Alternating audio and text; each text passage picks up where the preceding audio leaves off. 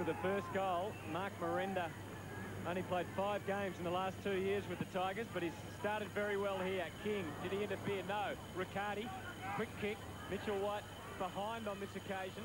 Good work from Glass, who just got the ball to boot and takes it successfully over the line. It must be a strange feeling for Mitchell White to come up against his old team. Well, it happens a lot in AFL football now, doesn't it? Well, there's 4 players from ex-AFL sides playing with the Eagles, so they've got the same feeling. Good contest. Oh. Vicious tackling from Gary Hocking. Jones tied on the boundary line. Didn't control the kick as he would have liked. Clark. Hocking's the short option. Might go longer in the Mooney direction. And Mensch, who we haven't seen yet, but we'll see now. Oh, he's spilled it. Jakovic was tackled. Glass was jumping up and down. Pryor been good so far. Just waited and did it pretty well to get the ball in the boot. But Scholl playing in front. Matera judged it better. Riccardi didn't have anyone immediately to lay it off to. Now Scholl providing that option. Clark has time if the ball will sit for him here to try and dispose of it. The Eagles had extra numbers back. Made it tough. Milburn. Well tackled Miranda. He goes again. Murphy getting a bit tougher in the packs. Milburn over the top. A lot of appealing going on. But Johnny Harvey calling for the bounce. Well, the truth of this win, boys, the guys are just, the Geelong players, just trying to bomb the ball in. That's why the ball is just sort of holding up, giving Eagles backburn not to the market. The Eagles here to change. Fletcher, Braun, Kerr and Wilson. Young Kerr, just a 17-year-old. One of 6 new players as far as the Eagles Guernseys are concerned today. Mensch out-bustled that time by Gardner. Jones off the left this time. Riccardi had pushed back. Geelong had the numbers. Good work down there, though, by Carroll to keep it alive for the Eagles. Miranda dispossessed. Riccardi again just bombing it. Mensch is the target. He's in front. That time he takes it on the chest. Gardner's pushed back, but he's got the short option here, Milburn, who can run all the way to 50 if he wants to. Thought about it for a while, and that is a great-looking kick out in front of Clint Bizzle when Bizzle takes the mark. That is a brilliant kick coming in from Darren Milburn, because what you didn't see happening off the ball was the real wrestle in the goal square between Michael Colliker and Clint Bizzle. And it took him an eternity to break free, and then in the twinkling of an eye, he broke a yard clear, and Milburn hit him with a beautiful pass. Yeah, well, you know Michael Colliker really well, Jason. The ability to take on a Clint Bizzle from the square. Well, look, he always looks laconic, Colliker, but he does have a lot of ability, particularly in the air. Perhaps a question mark over his pace off the mark. Yep. Well, get a good indication here of the accuracy of the Bizzle kick, and there was never any doubt about it. It's 1 goal each.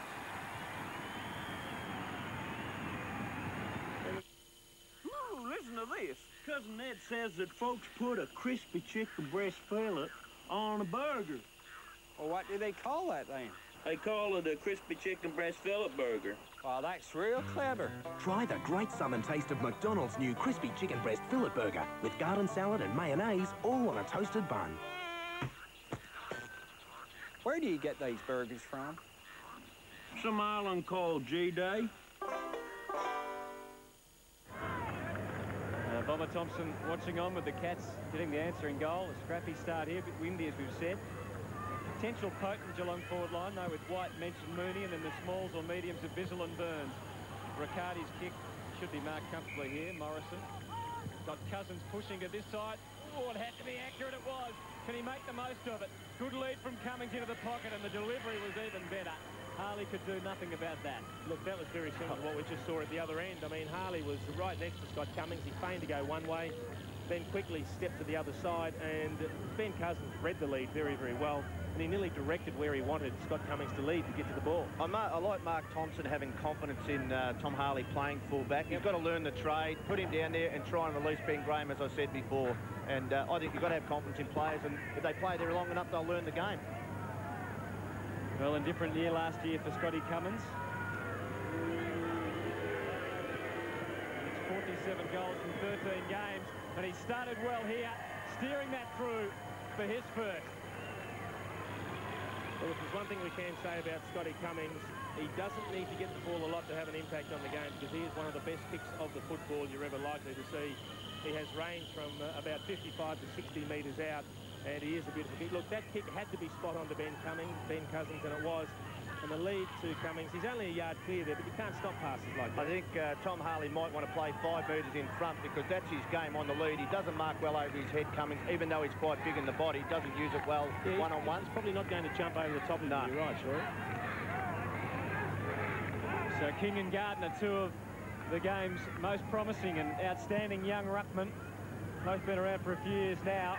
Riccardi, good hands to Clark, really released him out of the middle with the ball momentum. Bizzle will come, but Mentz will take it easily. The ball dropped, and Mentz was in front by about a metre and took it easily. Well, as good as Glenn Jakovich has been over the years, the one thing he does do is he tends to sag off his opponent a little bit, and when there's a quick kick like that that may not necessarily be intended for the player, he can be caught out. Into the breeze, Mentz from 50, and it goes across considerably and a behind. It's interesting, they're actually operating with a couple of centre-half forwards at the moment. Mentz running or trying to run Jakovich around, and Cameron Mooney on Ashley McIntosh. And you've got Mitchell White as well. Mitchell White is a roving forward, and Clint Bizzle operating out of the square. The West Coast Eagles got to put a bit of time in the Peter Riccardi. He's already had 8 possessions this time in the first quarter. McIntosh, Gardner the target. King, that is an excellent overhead mark. Under pressure from Gardner. He let one fly there. Just gets a warning. Can he get away with that? Speared the pass in, and you have to wonder about Mitchell White being allowed that space to lead him. Of all people, you wouldn't think he's the one that's going to be given space. And, see, that's unusual to see him drop into the slot there about 30 metres out directly in front. No one within 5 metres of him as he led there. Well, a real bonus for Geelong when you get a ruckman now to take the mark from the kick in like that and spot up Mitchell White, who'd dearly love to put this through the middle against his old team, and he's done it. At these prices, don't miss being a part of the action at Repco. Motorguard batteries for 4- and 6-cylinder cars from just $34.95. Champion spark plugs, 4-pack from $9.95, 6-pack from $14.48. Karcher, high-pressure washer with trolley and dirt blaster, clean up at $189. New Shell Helix Super, 5-litre oil with easy pour spout, $13.95. At Repco, we know what it is, we know where it goes. Dipper, just check again on how strong that wind is in terms of an advantage for the Eagles. Yeah, the Eagles at least 3 to 4 goals. Really is a pretty strong breeze. King doing the rucking and the roving. Not as effectively as he would have liked. Just looking at those on-ball matchups at the moment, you mentioned Rowan Jones looking after Hocking. Spriggs is following Cousins around, which leaves Riccardi and Banfield as the other two. And you mentioned Shorey, Riccardi's had 8 possessions already, so Banfield needs to take closer check. King controlling that one from the middle. Morrison. Still a real scrap and hard fight for it. The Cats emerging with it. Again, King from the Clark handball. Gardner had pushed off that contest to go across centre-half back. Good tackling from Mooney. McIntosh found a part through by hand, which was excellent. Cousins getting it, Taylor away. Loose man, Sirakoski. King will try and get gone. Seemed to collect. How is that not a free kick? Yeah, you'd have to wonder about that. Advantage for the Cats, though, as they have the loose man in Snell. Looking for Mitchell White. Got 4 to beat this time, but it bounced away. Bizzle's hands were fantastic. Burns into the breeze. Has it got the carry? It has, but not the accuracy. Well, and David Sirakoski is still in the heat. He is still being a 10 behind play. He has had his absolute lights turned out. Now, I'm not saying it was deliberate. It was you have a look at the arm trying to spoil. That's caught him flush on the head, and not even a free kick was paid. I think he was out to it before he went to the ground, Jason. It was accidental. The ball was in the vicinity, but that has to be a free kick. Oh, that is unbelievable. Well, the crowd making it a lot of noise. There's a new scoreboard here that they're watching it on. Mentz will try and spoil Jakovich, which he did successfully. Cats building. Murphy's pass, looking for Mooney, just a little bit too much. Hocking had to be quick, releasing it very quickly, which he's very good at doing, but not with the accuracy that he required there. Quite interesting. They're bringing the stretcher out. Now, aren't they supposed to have a mobile stretcher this year? I think it's not quite ready yet. Okay. I think it's going to come in the next week or two. You're right. His legs buckled before he hit the ground. He was out like a light, unfortunately, for David Sirakoski, which is going to cause a bit of a reshuffle for the West Coast Eagles as well, because centre-half forward obviously playing a very key role. And even worse, it may release Ben Graham to go further upfield. Would Geelong fans have any reason to be nervous about that, do you think, in terms of a tribunal? No, look, certainly the intention was the ball. Look, Stephen King, a ruckman, a big lumbering fellow, it was a genuine attempt to spoil the ball. And his eyes looked like they were on the ball, but unfortunately he caught the head of Sierakowski rather than the ball, so it's a little bit unfortunate. We have to protect the man going to the ball, but it was accidental. And we'll see young Troy, I think it's Troy Wilson, come on. Jason, you've been very impressed with him during the Ansett Cup. Well, I have. We saw him in the losing side against St Kilda at Colonial Stadium. And in actual fact, whilst he was standing ready to come on as Drew Banfield comes off, it's Chad Fletcher that comes on. Maybe he'll be asked to pick up Peter Riccardi. But Troy Wilson, look, he's an extremely well-built fellow, a very strong lead, very similar to Scott Cummings, and perhaps one of them now will have to go out to centre-half forward. Well, that's what I was going to ask. Interesting if they're both on the ground at the same time, how their forward line structure will work. Well, I don't like Scotty Cummings at centre-half forward. I don't think it suits his game at all. He'll come at the ball, but you need him to be within 50 because he's such a good kick. So it'd be interesting whether Troy Wilson has played further up the ground than full forward before. Well, I think he's about to find out what it's like to play at centre-half forward as he jogs onto the field now, but he certainly has a striking physical presence, and look, all he needs to do at the very least is bring the ball to ground at centre-half forward and let the Prummers get around his feet. He's got good players like Metre and Rapunda playing at half forward, so they've got plenty of small forwards capable of getting on the end of it. I was going to say David Sierakowski might remember his first game for the West Coast Eagles for 4 points for a different reason, but he might remember it after that incident. So 2-3 Geelong, the West Coast 2 straight. Wilson in position. Well, at the moment they're both operating out of the goal square. So we'll see how that works in a moment. Metre and Gardner, the joint targets. Well, Metre got it, went through Gardner's hands. Pretty open forward line at centre-half forward. Carroll to fly. Graham was late on the scene. Again, could have been a free kick. Umpire let it all go. Sanderson over the ball. Gets some help there from Milburn. Gee, Trent Carroll was good in there. He contested for the ball. He held the ball in. Should have got the free kick. He's the man that's gone to centre-half forward at this stage to replace David Sierakowski, but did everything right there, Trent Carroll. The catch captain wasn't bad, Ben Graham, either, because he was out of position and just got a hand in there to stop that mark. Scholl trying to get the catch clear from centre-half back. And Murphy's been pretty good so far. Had plenty of the ball, which will make him happy. Graham's disposal excellent.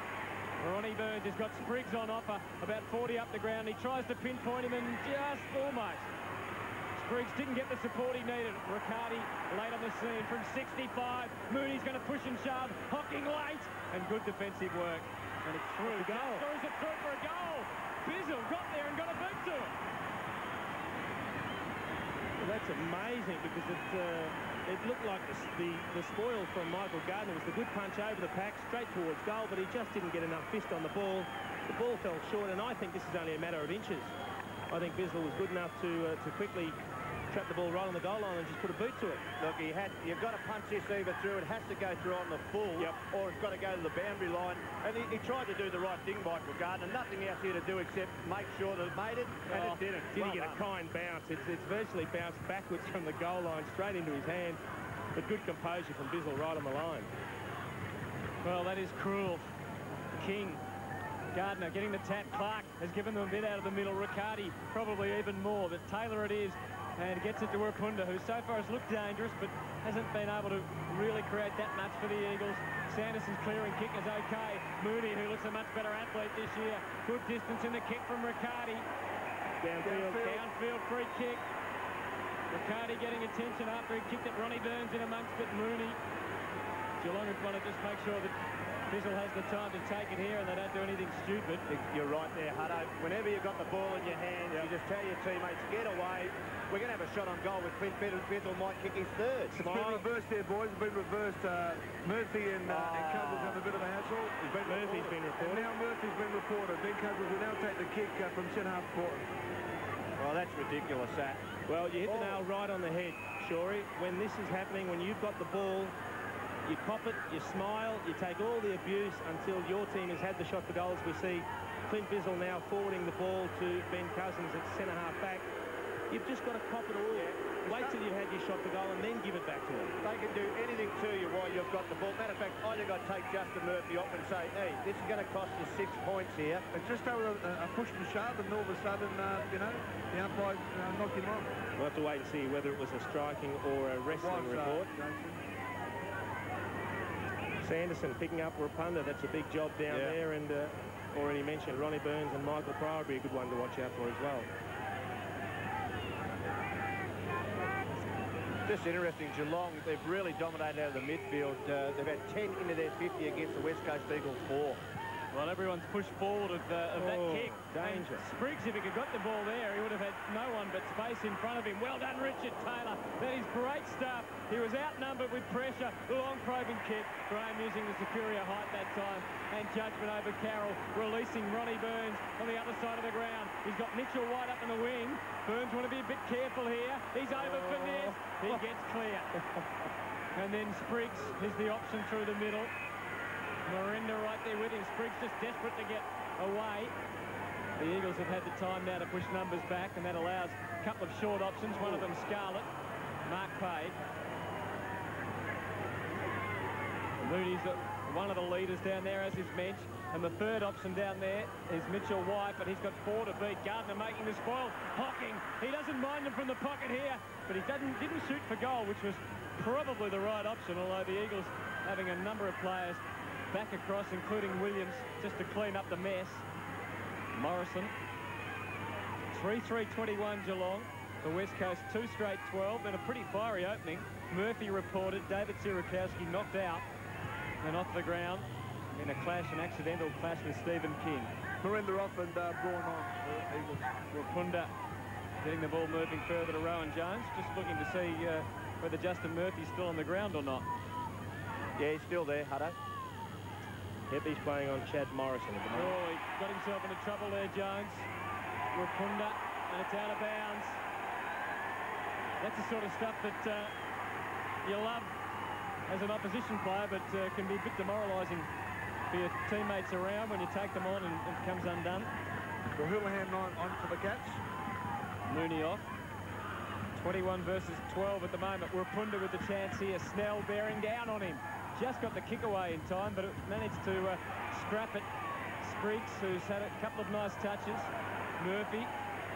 He'd get the hoots if it wasn't such a pro-Geelong crowd. Kilpatrick, who we haven't seen much of yet. No Mark Pade. Glass bundling it out. McIntosh was always going to be in trouble there. He was set up. He gets some support. Glass going in hard. Good tackling by the Cats forwards. Milburn over the top of it. Another Eagles player down, scrubbing his ankle down here. I can't get his number here. Darren Glass, I think it is. Yep. Just great pressure from the Cats forwards, though. They've really pressured around the ball and making it hard for West Coast Eagles to get any freedom at all. He looks like he's in real trouble. He's going to come off, Darren Glass. 3-3 playing 2 straight. Houlihan just on the ground, wrapped up immediately. And the Eagles through Richard Taylor. Now to centre half forward. Carroll will get here late, and he was too late. Sanderson in front, taking the mark. Through the middle, Kilpatrick juggled it pretty well, and good sidestep around Matera.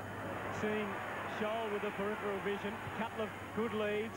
Houlihan providing the shortest, and now he can go into the pocket, and that was well played. And Mitchell White's just about within range, within range. And you can see Glass hobbling to get on the mark. They've got to get him off very quickly because he can't run. Well, he saw that Snell was clear. I mean, it's hard enough at the best of times picking up a running player like Mitchell White, who's very good on the lead, but Darren Glass, we can just see him now starting to hobble towards the boundary line. He was left trailing 15 metres. Well, if you don't do it from the bench, Jason, you've got to call someone from the forward line, probably Trent Carroll, as we see Darren Glass then go down. There, just pushed over on his ankle. But you've got to make sure the centre forward or someone comes down to help you out. So Jason Snell looking for Geelong's 4th goal. He stabbed at it a bit too much. He just looked like he was wandering towards the right-hand post as he kicked the ball, and generally if you don't keep your run up straight, the ball will go the direction that you've lined yourself up. So just stabbed at it, ran a bit to the right, and that's where the ball ended up. So the margin 10 points. Morrison. Very short there, but it's okay. Got blonder hair, Braun, hasn't he? Yeah, certainly has. Mensch trying to get in front, waiting down in the end. He got it. Well done by Mensch. Gets good support out there. Riccardi, low pass, Houlihan. That is a fantastic effort. Former Hawk Colica to make the spoil. Houlihan out of bounds. He's been pretty good, Michael Colica. There's been a couple of occasions down back where he's had to put his body on the line, and he's just got there in time, done very well. Gee, the West Coast Eagles are really falling down at centre-half forward. Graham, Sanderson and also Scholl are dominating across there. Mensch coming through. Jakovic. A little hopeful with the hand pass. It's okay, though. Fletcher getting it moving. And now Pryor's kicked the centre-half forward. Well placed, and that is a strong mark by Troy Wilson. Gee, if he's against Matthew Scarlett, that is going to be a very interesting matchup in terms of just bulk and strength.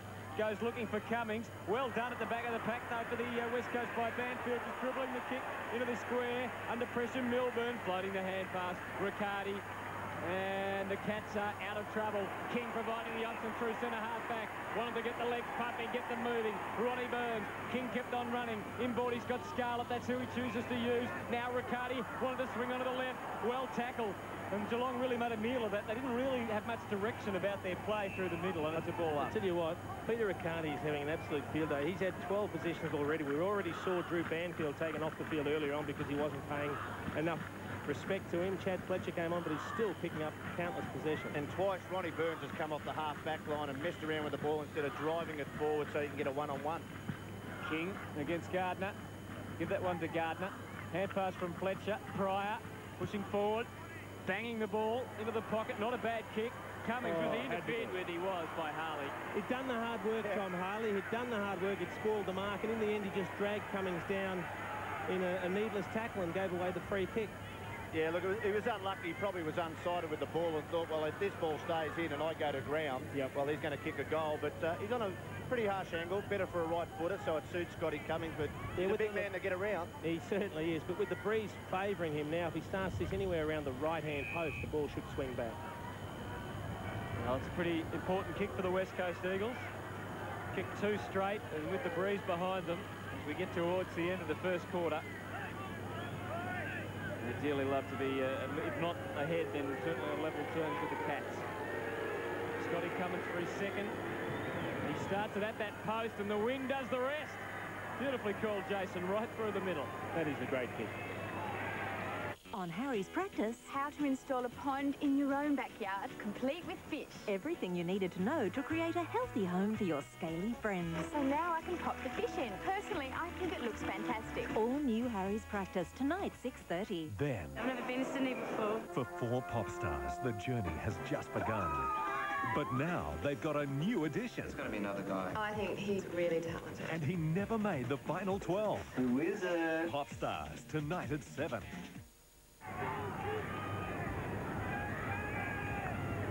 Darren Glass getting treatment on his leg. Doesn't look great when it's bandaged that heavily, does it? Just another change too. McIntosh has gone to full back on Clint Bizzle, who's kicked 2 goals in this quarter. King guiding it to Riccardi, who has had plenty of it. That handball, though, run down pretty well. Hocking we haven't seen for a little while. Snell busy early. Mensch one-on-one with Jakovic. Gets late assistance from Mitchell White, who almost was able to take it. Mensch pretty clever to keep it into the open spaces. Morrison, though, should be able to help the situation for the West Coast. And he's got Braun, who's got time and space to work in. Fletcher off the left. Matera, was he interfered with? He was by Scholl. Free kick to Peter Matera. Cummings and Wilson both led to the same pocket. Matera off the side of the boot. Murphy, better watch out. Wilson was charging at him. 45 out from goal. Milburn over the top of it. Kilpatrick. Braun. It's almost like rugby, that, as well they worked done, it out Troy the back. Wilson just followed it all the way. And a good kick too from Pryor. A long one from Morrison. Graham's getting back to try and help Harley, and he does that. Had the confidence to go for the mark. In the end, he was paid it, only just. Only seconds remaining, 20 seconds, in fact, for the Cats to try and get the ball down, and one would think the best way they'll do that would be for Ben Graham to go back and kick it a long way. I don't think even Ben Graham could score from there, though. Onto the wing, particularly into the breeze. He's holding up in the breeze, isn't it? Matera with the fist. Carroll, Fletcher, is there time for the Eagles? I'll need a mark right here. In fact, I wouldn't get it anyway. So, no score there. Geelong in front, 3-4-22 to 3 straight 18. It's been a pretty entertaining first quarter. I think Geelong certainly had the better of it, working into the breeze. They've done very, very well to hold a 4-point margin. Interesting to see whether West Coast can get some midfield dominance back into their game. But at quarter time, it's Geelong by 4 points. Sevens football telecast.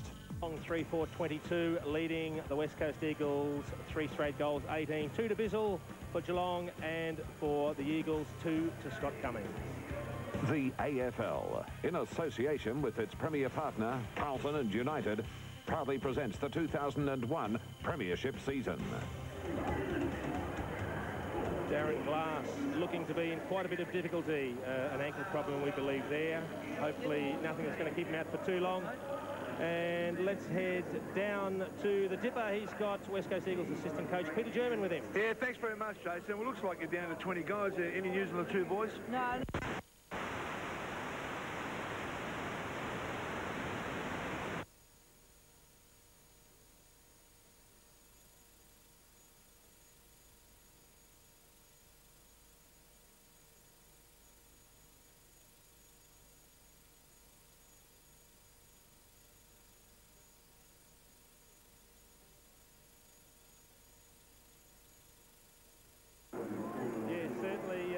Start to Geelong, kicking into the breeze in the first quarter. I think, Tony, West Coast Eagles certainly need to do something in the centre square. They're just not winning enough ball out of the middle of it. Yeah, I was thinking you've got 2 players, the skill of Peter Mature and David Wirapunda coming off the half-forward. Maybe you could push them in to the square to help out and then push forward, and the other player comes into midfield again. I just wonder whether, if Peter Mature isn't going to do that, Brad Scholl's been great across half-back, as Ben Graham has.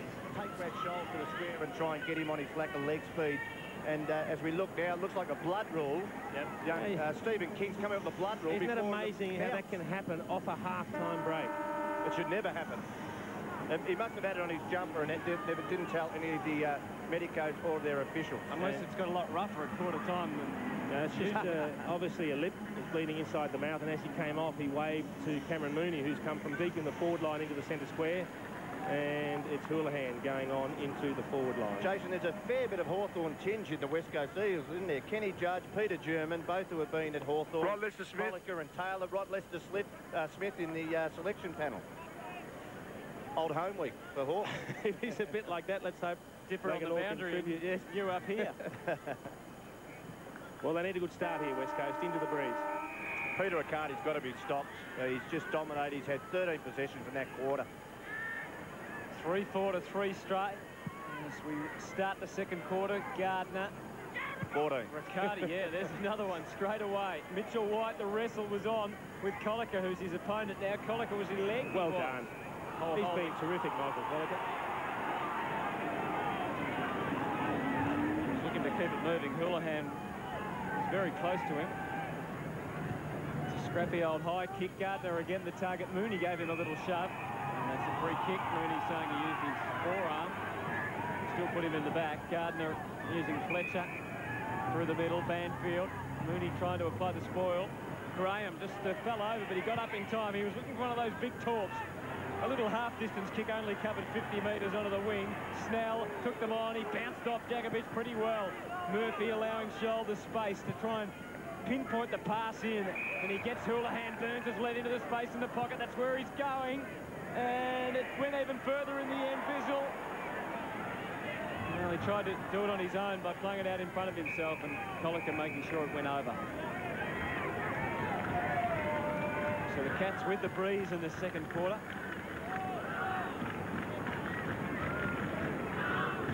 Djakovic doing the ruck work with Mensch. Burns is lurking for Geelong. Pryor running there right with him over the top. Mensch pretty good at the ground level after those throw-ins often. Oh, good tackle by Burns coming through. No free kick, the crowd wanted it. Gee, I thought West Coast a bit stiff. Ronnie Burns could have given away a free kick for dropping the ball when he was tackled, but Glenn Djakovic just a little bit slow there. He needed to be a little bit more single-minded about getting rid of the ball very quickly. The margin 4 points, early stage of this second quarter. Mensch looking for a Snell or Spriggs. Lost it for a moment. Snell going in again. Murphy. Hand pass away from Morrison was pretty good in the end. Cousins looking for Fletcher.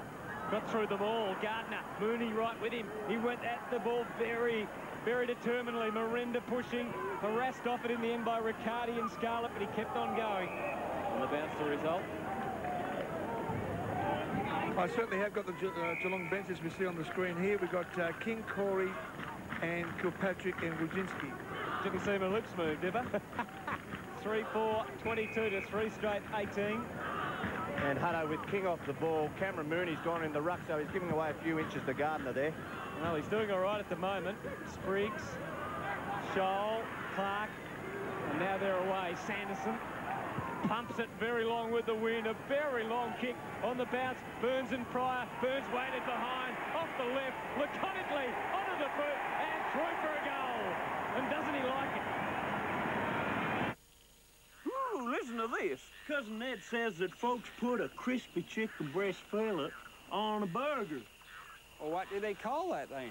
They call it a crispy chicken breast fillet burger. Oh, that's real clever. Try the great summer taste of McDonald's new crispy chicken breast fillet burger with garden salad and mayonnaise, all on a toasted bun.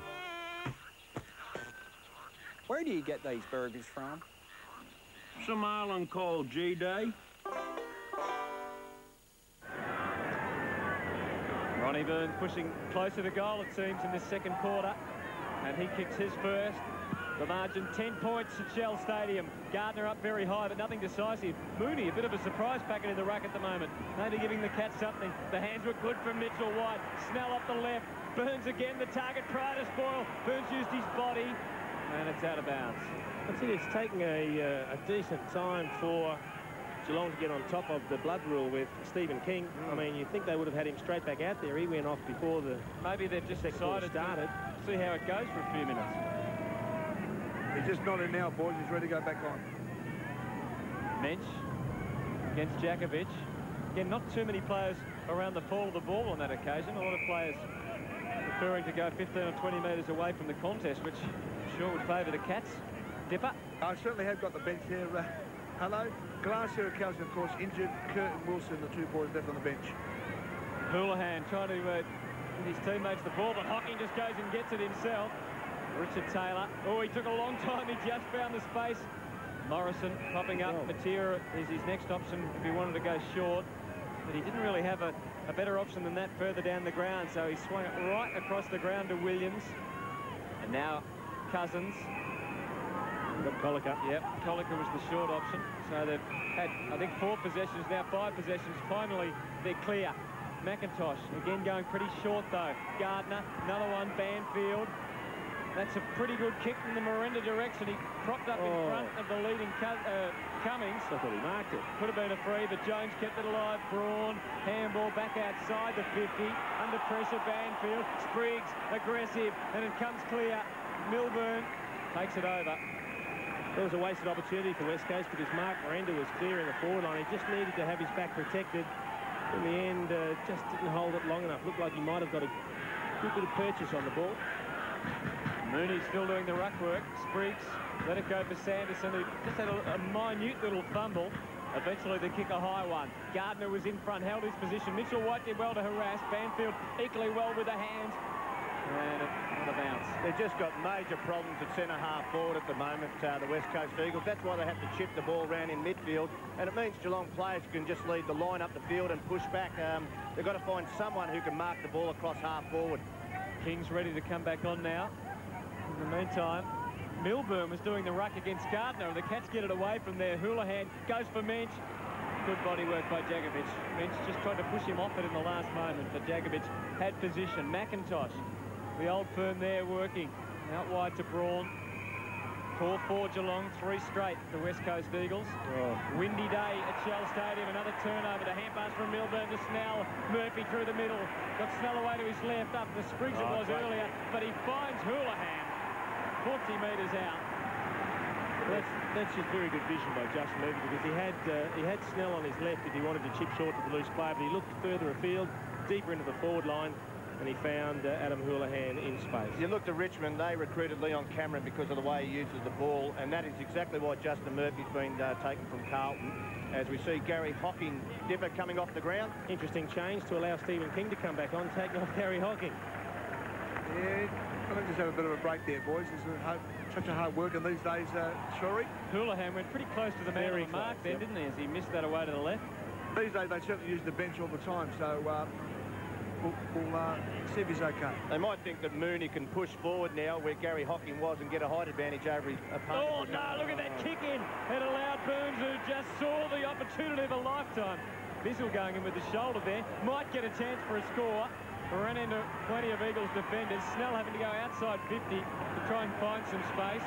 This is Clark, hemmed up against the boundary line. He saw the short option and he found it. When Mitchell White, who travels far and wide to provide leads and opportunities, he's tried to spot up Snell, who actually cut off the lead of Bissell to take the mark. They could have raffled it, yes. If Jason Snell didn't take the mark, it certainly would have hit Clint Bissell right on the chest. Pretty tough angle. It's going to take a very good kick. But they're starting to, well, they look like they're starting to take control of this game, Geelong. It just hasn't transformed into score, though, has it? Yep. 1 goal, 5 ahead. Yeah, I wonder what the inside 50s are in this second quarter for the Eagles. It wouldn't be too many. I think it would be heavily in favour of the Cats. Snell steers it through. Geelong's fit. Good on, buddy. Getting better, George. Thanks for fixing my chair, George.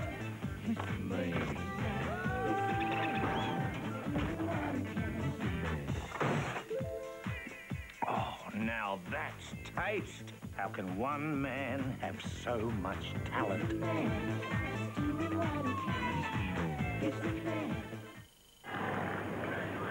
Joel Corey just on the ground for the Cats. Jason, I'm just trying to see whether Troy Wilson... They've gone small. Now, Troy Wilson's back on the bench. He was very good in that first quarter when he came on. Geelong have too many inside the square. Gardner. Well, the thing is, you've got Ben Graham just running loose now, filling the hole at 15 metres in front of the full forward. There's Riccardi.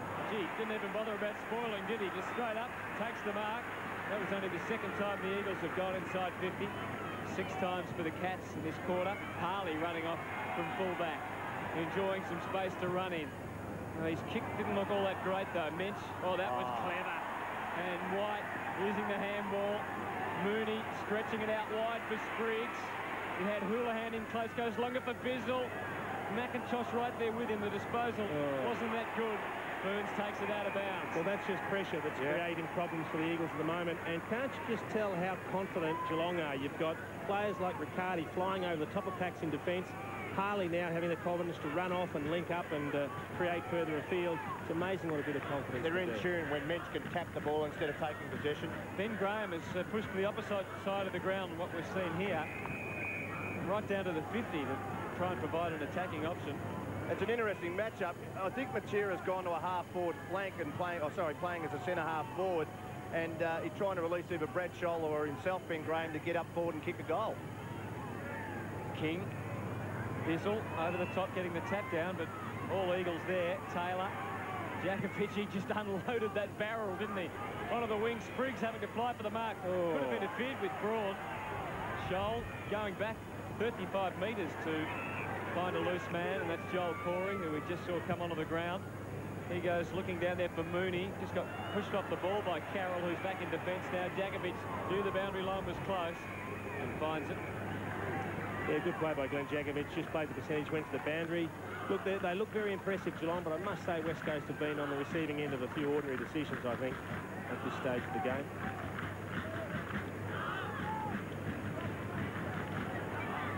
Another interchange coming up for the Eagles. Meantime, play going on. Miranda couldn't trap it. Scholl did. Scarlett was under pressure from Fletcher. King couldn't take the mark. King waiting for the Riccardi handball. Smother. And Braun taking it now, releasing Morrison. It is Troy Wilson that came on. Should have got the ball from Morrison, but it was a poor kick.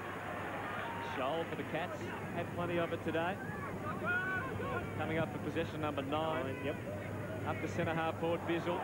Pushing further up the ground, Jones. Spriggs ready to tackle. Got in there on young Kerr. Ah, look at this. And that's just blasting away straight to Shoal.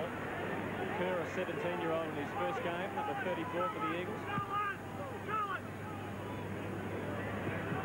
There he is, getting a handball away. Morrison getting it through the gap. Jones, free kick. He's got to play the advantage.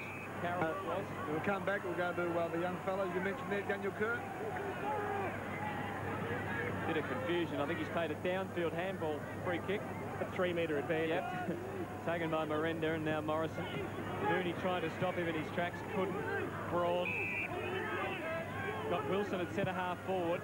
Instead he goes in the Fletcher direction, who probably should have taken the mark in the end. He did everything to get in position to take it on Corey. It was a good kick in the end, but probably not the place they want to be leading, and kicking the small forwards leading out wide. They have brought Troy Wilson onto the ground. They've got to kick the centre half forward. Gardner. Plenty of Geelong players around him though. Riccardi. It might be that Michael Gardner, Jason, has to push forward as a ruckman and make sure King goes with him, just to give extra height and bring the ball to the ground. They're being outmarked too often down there at the moment. Yeah. And just Chad Morrison's been fantastic. He has 15 possessions at this stage off a half-back flank. Well, the Eagles need to score a goal here for their confidence and not just the position in the match. They still don't have a tall at centre half forward, the Eagles. They've got Wilson and Cummings operating out of the goal square, so what they may need to do is run the ball a little bit and make sure that they can kick it over the half-forward lines to the deep leads. Geelong dominating the inside 50s in this quarter. Well, here's another chance through Taylor, setting it up. Wilson down there, and Cummings, he gave an almighty shove to try and get the chance to take the mark, and then just couldn't hang on to it. I wasn't saying it was necessarily illegal, but he did get rid of it. I think it was Sanderson that was on the end of that one. 5-5 to 3-1. Geelong with the win in this second quarter. Graham marking the kicking, which is a huge advantage. He could spot up a teammate on the wing. Scarlett was leading towards the wing. Still there, yeah. And he goes more centrally, looking for Spriggs. Well done, Richard Taylor. Outstanding mark under the circumstances. 5-5 to 3-1. Taylor. He's got Miranda on his own at centre half forward, but he goes shorter than that. Morrison, as we said, has done a lot of damage off half-back. And finally, the kick comes in. Well, that's what he has to do, Rowan Jones. He's back on Peter Riccardi, but he's got to take him deep into the forward line and try and lead and be effective as a scoring option. That was the first time I believe that there wasn't a lot of pressure on the ball carrier. You know, the first time that Geelong hadn't tackled or harassed, and to give Chad Morrison a bit of time like that, you're just going to pinpoint someone. It was a good pass. Well, they've worked hard in the last few minutes, the Eagles. They need to make the most of it. Unfortunately, Rowan Jones's kick is well offline. The one thing they do need to do is make every kick count, because they're getting dominated at the moment. Fortunately for the West Coast, the floodgates haven't opened on the scoreboard as yet, but they need to make every kick for goal a good one.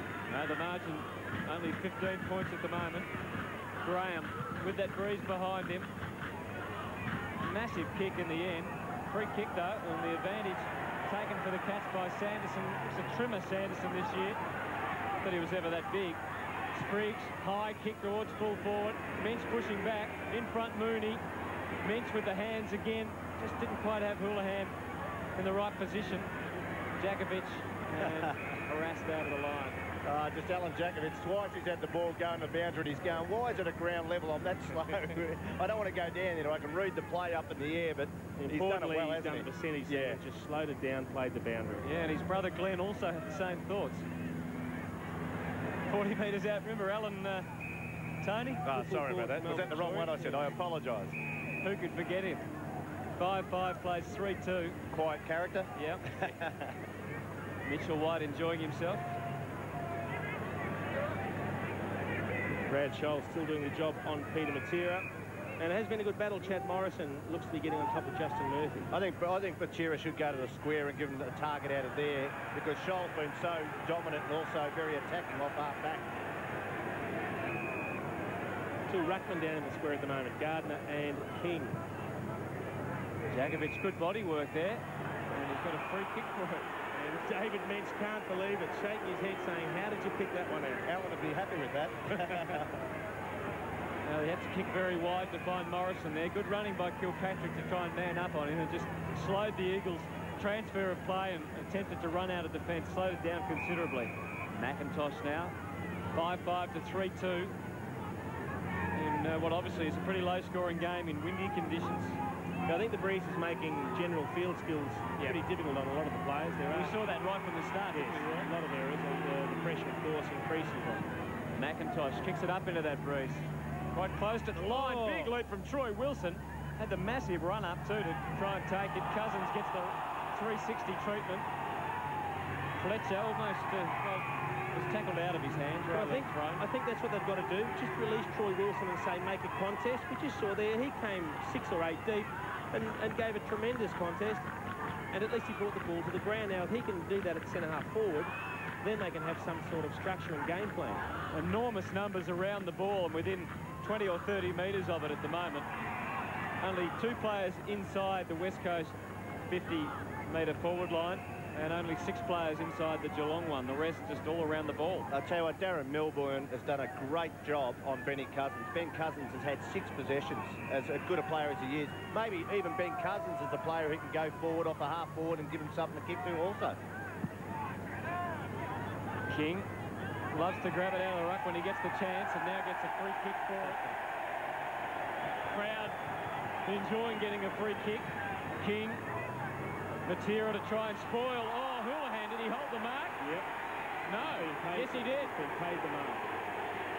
The umpire has signalled the mark. I don't know whether he held it long enough, but Ronnie Burns saying it should be 50 because he kicked it away. I'd like to see this one again. Well, I'll tell you what is also interesting to note is look at his opponent. Well, he held that one arm before it was knocked out. Was it controlled? Peter Matera has now gone into defence and he is picking up Adam Houlihan. So I don't know if that's necessarily going to be a positive move for the Eagles. Sure. Interesting there. The umpire was in perfect position to see that. He was on the inside of it. Well, very good positioning. He saw it trapped in the left hand and he saw that he took a clean grab. And in the end, whether it was long enough or not, who's to say, before the other West Coast Eagles player knocked the ball out of his hand. They really need this goal because of the work they put in Geelong. Houlihan, he made a meal of the kick. Didn't get a good percentage of it on the boot at all. It's his second poor kick. It always happens, doesn't it? You say they need this goal and you just moz it. Well, it can be the way, though. If you do dominate and you don't dominate on the scoreboard, you can get yourself in a lot of trouble. 5-6 to 3-2. Matera spills the mark. Burns applying the pressure. Had to keep out of the back of Matera. Now he's just jumped on it and hatched it. So you're lucky to get out of that. Yep. The Eagles. Ronnie looks a bit inquisitive there about what's going on. Plenty of noise around Shell Stadium at the moment. King getting the tap down. Good hands from Kerr. Gardner just banged it on the boot. Look at Riccardi. Unwinds from 50 and lets it fly and kicks it behind. I would love to know the time that the ball has been in the Geelong forward half to the time it's been in the West Coast forward half. And what about the half Peter Riccardi's playing? 12 kicks and 5 handballs already. David Wirra-Punda has come off the ground and Drew Banfield's come on for him. Gardner, who has been the target on most of the kick-ins, got a little shove there, but umpire let it go. Taylor up onto the wing. Well, nothing doing at all for the West Coast Eagles. Only one man, Cousins, there to apply the pressure. The other 4 players were Geelong. And Graham ends with the kick. Clark fumbled. Now a chance. Quick hands were pretty good. Well, the idea was right. The execution wasn't quite right, though. Graham now using Kilpatrick. And on the rebound, Kilpatrick's got Spriggs out wide. Had to run hard there, Kerr, to try and stop him. Couldn't. Spriggs. 2 kicks out from goal. There's one of them going. Looking for Mooney. It'll drop just over his head and he fell over. Crowd wanted a free. He tripped over his own legs there. Spriggs coming off the spell. Justin Murphy back onto the ground. Let's have another look at Filter. Nothing in that. So there's just over 5 minutes remaining in this second quarter. Minch trying to set up the scoring opportunity for the Cats. Matera took a long time because he had nothing clear as an option. Geelong blocking well. Well done by Kerr. Now Wilson a long way up the ground and he can't just blaze away because Geelong players had pushed back. Did well to get it to Morrison to control of the Eagles. Can they get a score here? Cousins goes for home. Really sharp kick. Just misses. Just misses. Free kick. Gone against Scotty Cummings. a little bit overzealous wrestling on the goal line there, I think. Harley to take it. Geelong lead now 17 points. Murphy back on the ground, managed to get it forward okay. Clark, he took them on, he went right into trouble. Kerr again has been good with his hands. Banfield out to Braun. Plenty of Geelong players underneath this to try and spoil. Cousins went for the mark. Graham perhaps could have infringed there. The Eagles through Fletcher trying to set up a chance here. Wilson just bombed away. That is a very high kick. And in the breeze, Cummings couldn't get near it. That's a good mark in the end, Bradshaw, because that was floating in all sorts of directions. Well, there was 5 Geelong players around it, and I think they just cleared the path and made sure he had the time to really do something with it. Corey's kick is an excellent one. King takes the mark. Apologies to Milburn, it was, who supplied that kick. White, he just gave it presence, didn't he? And allowed Burns to run through. He's run a long way, Ronnie Burns. And I think he knew that he had to kick it quickly, and therefore he's a little bit off balance. Certainly ran his full 15 on that occasion, but he looks dangerous every time he gets near the ball at the moment, Ronnie Burns. So 4 minutes remaining. Gary Hocking, as you can see, back on the ground for the Cats, replacing Adam Houlihan. Had a couple of shots for goal, but couldn't convert. That one really just held up in the breeze. Jakovic was a little bit hampered. High tackle on Kerr. He's been impressive, hasn't he? He's gone at it hard, and he's given a bit of bite across half-back, or on the wing. Just getting taken high. Give a bloke a rap. Unfortunately, his disposal hasn't quite been as good. But again, that comes from the problem that they've got no clear winners upfield. There's no real dominating targets to kick to, so they're finding it very tough. They're trying to pinpoint shorter, wider kicks, and it's breaking down. Still, it's just that margin between 2 or 3 goals. Kerr again involved. Morrison got a bit of treatment from Gary Hocking. And that's a good strong mark from Sanderson, who's been impressive across half-back. Chad Morrison has had 20 possessions across half-back. Well, we see matches like this so often now, don't we? We saw one yesterday at the MCG, where it goes from half-back to half-back. Mitch! And it needs someone like that at centre-half forward to stand up and take a mark. There's a loose man for Geelong in the square. Bissell's got the mark. He had Mooney on his own in the goal square, and now he passes to Clark, who didn't mark it, but didn't have to. Clark kicks the goal. At Bunnings Warehouse, we make it easy to find the right colours for your home. We have the biggest range of all the biggest names in paint, and some of the biggest paint strips you'll find anywhere. Bunnings Warehouse! Lowest prices are just the beginning. Lyon gets around him easily and kicks to Lyon. Lyon marks and gives it off to the running Lyon. He spotted Lyon on the lead. Lyon! Whether you're a fan or fanatic, get into AFL headquarters at Kmart, the biggest seller of official AFL gear. Why do you retire? I've got to say, Jason, I think a lot of sides now, as good a play as Jakovic has been over his career, a lot of sides are going through his man because he plays off. But Matera pushed to the half-back flank. Was on Bizzle, but he gave him 30 metres on that occasion. But I think Glenn Jakovic could become a problem for the West Coast Eagles this year by not going with his man on all occasions. Well, at the moment, you've got Peter Matera playing loose in the back line for West Coast, which means it's either Ben Graham or Brad Scholl. Brad Scholl looks like at this stage playing loose for Geelong. Mensch actually coming off the ground after that last passage of play. The Eagles should be able to get out of the middle here. Taylor's kick was just across the body and scrappy as it turned out. With Geelong off half-back. Scholl, they've pushed pretty wide today, the Cats, haven't they, to try and find a path to goal. The Eagles also pushing back in defence. Snell, Corey. Too easy. Here he is again, Snell, spearing the pass in. King had to be pretty dexterous there, just scrapping in the kick up to full forward. The Eagles with the numbers all around Mooney. Didn't have a lot of support. Kilpatrick gets it over the line out of bounds. I think there's 2 players, if you were playing against Geelong, you wouldn't want to have 3 in your back line. It's Brad Scholl because he's a ball magnet, and also Benny Graham because he can kill you with his long kicking. Well, no one in the goal square here to the left of this contest as we've got Gardner against King. Jakovic, you can see time going past as he finally grabbed it and got it out to Matera. And the ball over the line and out of bounds. Jakovic was the best and fairest winner last year for the West Coast Eagles. Probably had his best season in 2 or 3 years after getting over that knee injury. 6-7 to 3-2. We're getting close to half-time. Cats in attack as they have been for much of this second quarter. Hocking, Kilpatrick kept on keeping on in there. Fletcher did well to get clear. Now Scarlett versus Miranda. Miranda kept his footing. Riccardi just trying to harass him out of it.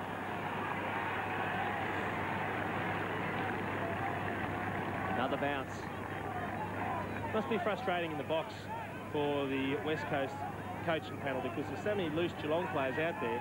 That means there must be loose West Coast players out there as well, and they're not getting the ball. They're not putting themselves in positions to be used. Well, you're 3 goals, nearly 4 goals down now, and you've got players who can kick goals being pushed into defence. It looks like it's like saving it till half-time and let's get together and make some changes. Perhaps with the win situation, that's what they've decided for this quarter. Well, I think they're lucky to be within 4 goals. No Geelong, doubt. because certainly Geelong have probably played a 7 or 8 goal better half than West Coast. Well, I guess that gives them a chance in the second half. Maybe they can get a late goal. Miranda, he held on it for a long time, didn't he? I guess, again, he didn't have much on offer. Quick kick forward from Clark. Hocking.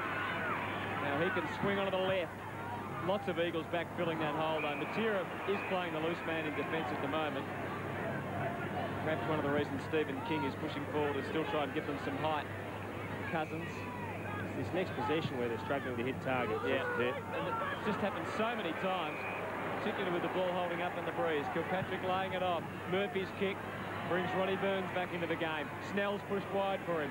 He's got King at centre-half forward, or Bizzle on a long one. Mitchell wide in short, but now he goes even shorter. Scrappy old kick. Bouncing up. Snell had no one with the outlet handball. Corey, little kick. And straight into the man. Here's Kerr, another hand pass. Gardner forced to kick it very wide. Wilson, the ball bouncing around him, a little unfortunate, and he didn't have much in the way of teammates. Scholl, Murphy, and the Cats set it up again. He just bombs away. This should favour the Eagles, really. Hocking, did he push? He pushed, no! No free kick. Ben Cousins can't believe it. We'd have to have a look at the replay on this one. But look, they've made the decision, as you said, Hutto. Brad Scholl has gone into loose man defence. Not much in that. I think he had good body position. With those 2 hands in the middle of the back, not much in it? Look, you've got to... I don't know, if you push, yeah, but if you just hold off your man and don't push forward with your hands, I think it wasn't much in that. I reckon it was a dead set shove in the back. Hocking to really make it hurt, and he does. Kicks Geelong's 7th goal right on half-time, and that'll be enough to give the Cats a pretty good feeling as they go to the major break. It's been a very tough half for the West Coast Eagles. They've struggled to maintain any sort of game plan. The loss of David Serakowski early in that first quarter with concussion is a big loss. It's meant they've had to restructure. They just haven't had the key players to cover that void. They've tried a number of options at centre-half forward, and it hasn't really worked. But at the moment at half-time, it's Geelong 7-7-49. A 29-point margin over the West Coast, 3-2-20.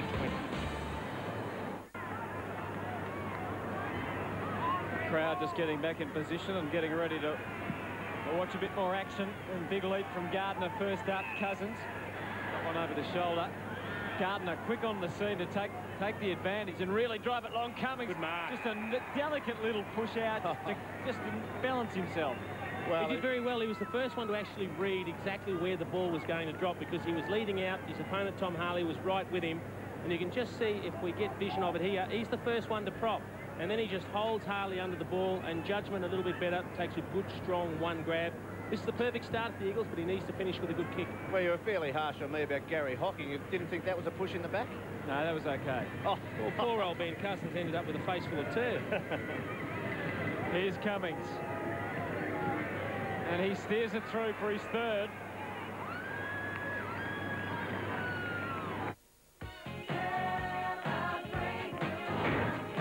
At Mitsubishi, we're celebrating 20 years of Australia. So, if you want great deals across our entire range, you got it. If you want a 5-year, 160,000-kilometre warranty, you got it. If you want 3-year free regular servicing, you got it. And 3-year free roadside assistance, you got it. The Mitsubishi 20th anniversary sale. Hurry, ends April 18. So they've kicked a goal inside the first minute, which should lift Their spirits considerably here at Shell Stadium, the West Coast Eagles. 49 against 26 as King trying to get Kilpatrick into the play. That's clumsy. It's sloppy. There's just no need to surrender possession of the ball on that occasion. Just a bit over-exuberant, Michael Braun. The Eagles getting back pretty well here to man up. And Kilpatrick forced just to bomb into the space at centre-half back, and it was just too easy for Colica on that occasion. Again, it held up into the breeze a little bit. This is McIntosh now, as the Eagles try and move forward, pushing very wide to get Mark Miranda. A juggling one, but he gets it okay, and then he looks up. Cummings has got two players in front of them, one of them Scarlett, the other one Harley. Scarlett was the spoiler. Could have been a bit of jumper hanging up to there. Spriggs wasn't ready for that handball from Clark. Well done by Miranda. Again, kicks it up very high, though. Harley was courageous, not able to take it. Taylor dropped it in the arms of young Kerr. All Geelong down here. Ben Graham taking the tumbling mark. Gardner running with King across half back at the moment, so he goes shorter than that. Scarlett has the time to look for Spriggs. Just couldn't take the mark under the pressure from Williams, but Snell, his handball chopped off by Gardner, but Snell going in. The second effort was excellent. Long kick. Mitchell White here outnumbered, but almost took a fantastic mark. Burns applying the tackle too late as Jakovic hesitates for a moment. Clever little sidestep and out, enabling him to push the ball wide, so the Eagles hoping for something better this time. Miranda coming out with Riccardi watching it back, and it's out. Interesting matchup when you look down back for Geelong. You've got Gary Hocking pushing deep forward, and Peter Matera is picking him up.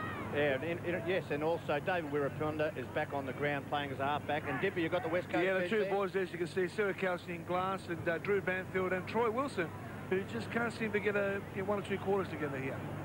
Well, the Eagles are doing plenty of attacking early in this third quarter. King gets shouldered. Geelong just had so many numbers around the packs and around the contest today. Burns, the handball. Mentz just a little brush to allow himself to guide this one to centre-half forward, right into the path of Mitchell. What is an excellent kick from Mentz. On the overflow, running down the ground was Milburn. And he was just quick enough to get the kick to him, but he couldn't take the grab. Shepherding work there by Clark. Milburn, Clark, Bizzle. They had the numbers always, just had the extra man. The fumble from Milburn, but they had again the time. Oh, Murphy got a high tackle. Lucky there because they just overdid it, Geelong. They've got the numbers and they've got the time, though. That's the difference when they do have the ball, as opposed to the West Coast, who don't seem to have as many options and under more pressure. Well, that's a very tough ask. It was a pretty ordinary kick by Murphy, although probably blame his teammates because they really didn't give him much. Matera forced to get Colica. Oh, that's a great tackle by Snell. Free kick, advantage. Burns takes it. He turns it into an advantage, Ronnie Burns, and a thumping kick right to the line. Hocking, he's kicked it. Oh, amazing stuff.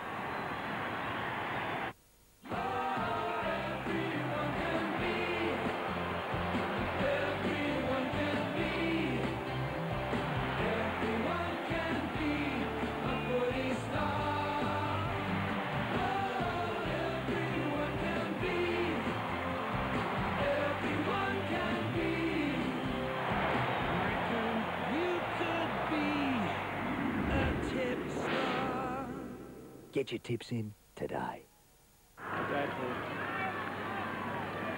So Hocking getting the answer in goal for the Cats. Maybe that lack of leg speed that you said about Michael Colica also, Jason, but great tackle and good pressure from Geelong forwards. King and Gardner have been at it for much of the day in the ruck. Oh, attacking stuff from Snell. The Eagles able to withstand the pace and the fury. And now Braun off the left. Cummings, Geelong have just realised that Cummings is really the Eagles' only main option, only path to goal. And they've put Scarlett back just to play half a metre in front like they used to do to you, Jason, every now and then. It does make it difficult. I mean, if you know where the ball's going to go, you can just drop back into that hole all the time. It's too one-dimensional. They've got to get across the lines a little bit more and start running with the ball. Milburn's kick. Rapunda, good tackle that time on Kilpatrick. That's one of the shortest kicks you'll ever see. Jakovic going out wide for Miranda. And Miranda's he's led right to the boundary lines today to win his kicks, hasn't he? Yeah. Look, you can just see pretty difficult, isn't it? And just know that he didn't like the attention. Scarlett, nothing much in that. You just like to see another marking target out there. I'd like to see Troy Wilson spend more time out on the ground. I cannot believe that he is on the bench. He had an impact in the second quarter. They just need another, like you say, another tall. Murphy, gee, lightning with the hands.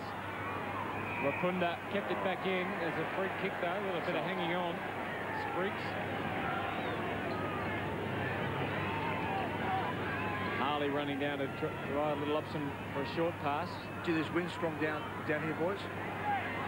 And the Cats kicking into it at the moment. Spriggs gets it to the wing, Mensch in front. Jakovic. This is Burns again. He might try and carry it himself. He does do that, just waiting for teammates to move into position. He's gone around and round in circles. And then Mensch had to do pretty much the same thing. Milburn, look at him lurk. Did well to get hand the ball, bring it to ground, then provide the contest. Richard Taylor working under duress. They're away now. Off the left, Cousins onto the wing. Miranda, again, he's close to the boundary line, working hard against Bradshaw. Bradshaw winning out convincingly. Clark has a man at half forward, and that man is Jason Snell. Looking for the next pass, because a very tough ask with this breeze to score a goal from here for Jason Snell. Just there, Mark Miranda had to know that Gardner was behind him there just to try and tap the ball on one-on-one. Just good football smarts, and he didn't have it on that occasion. So it's a very tough equation. He's used the breeze pretty well. He's got close. Is that still in? No. True for a point. So the margin now 30 points. Dipper. Yes, Houlihan, Joel Corey, Cameron Mooney and David Wojcicki is on the bench. Who hasn't had a go yet? No, he hasn't. Matera kicking in. Murphy was lurking dangerously there. Try and come in and make the spoil, but Jakovic able to take it. Morrison has just given an enormous drive off half-back, but it's been the next possession that's been the most difficult one for the West Coast Eagles. And Geelong's been able to hold them up. They haven't developed any run in their game. No play on at all, West Coast. And that is a shocker. Mensch takes the easy mark. And then goes short. Burns. So the margin's still 30 points. Murphy. Bizzle is the target. He'll try and... Well, he couldn't really get to the contest in the end. Snell at the front of the pack. Just couldn't get loose. Bizzle, another opportunity. Play on. And now he should... Well, I thought he was going to be pinged in the end. Did he not have his head ripped off there? And look from up here, but the umpire was in fairly good position. Just one thing about Ronnie Burns. I don't think his teammate knows what he's doing. I don't think he knows what he's doing half the time when he's got the ball. He dummies around blokes that aren't even here at times. But sometimes it can be a disadvantage. But sometimes it's just that unpredictability, though, as well, for all concerned. Hocking. Often would have had a shot from there, but decided to keep possession for the team and try and get a better one. Oh, Braun in the pinball machine there. Clark just overrunning it. Kilpatrick likewise. Braun. That's the second time he's done it this quarter, Michael Braun. Scholl. Stay out of play. Murphy unloads from 50, high into the breeze. Let's see Ronnie Burns do something here. Matera had to run, and he's got space in front of him, and if he's shepherded for here, he'll be able to get clear. Good chase, Ronnie Burns. It was a good chase, and he plays for a free kick. Cousins able to just maintain possession. Pryor, who we haven't seen, had too much of the ball for a while, and the ball's out of bounds. They are a rebel at the moment, West Coast Eagles. They have just got nothing. Matter of fact, the line is pushed down now. Instead of the centre-half forward line being the problem, it's become the midfield, the centre line. You see some of the matchups there, Mooney and Jakovic, and centre-half forward and centre-half back respectively. Good punch away by Mooney. Riccardi just got the hands clear. Kilpatrick, Snell in front. Williams got to the front. Snell, though, good positioning. Spriggs couldn't get it to Hocking. Scholl. Kerr over the top.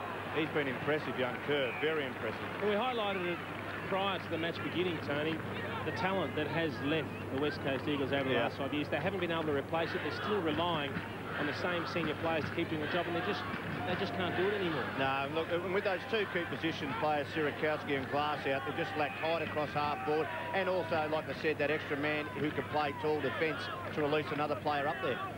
8-8 to 4-2. Jakovic thumping it, but all Cats. Braun. Downfield. Downfield, yeah, umpire blowing the whistle early there.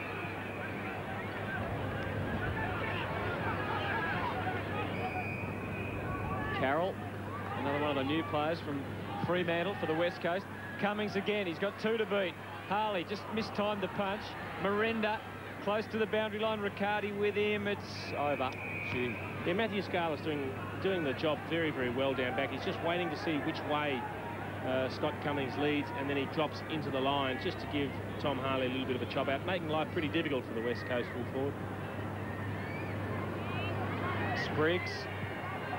Well, he just banged it onto the boot, but Murphy was in great position. And now the Cats can run off half-back with David Clark. Bombed it while the forward line was quite open. And that's a terrific grab from Mitchell White, who's shown enough today to show that he can make an impact for the Cats. Bizzle makes a good lead into the pocket, and the delivery was almost perfect. Not quite.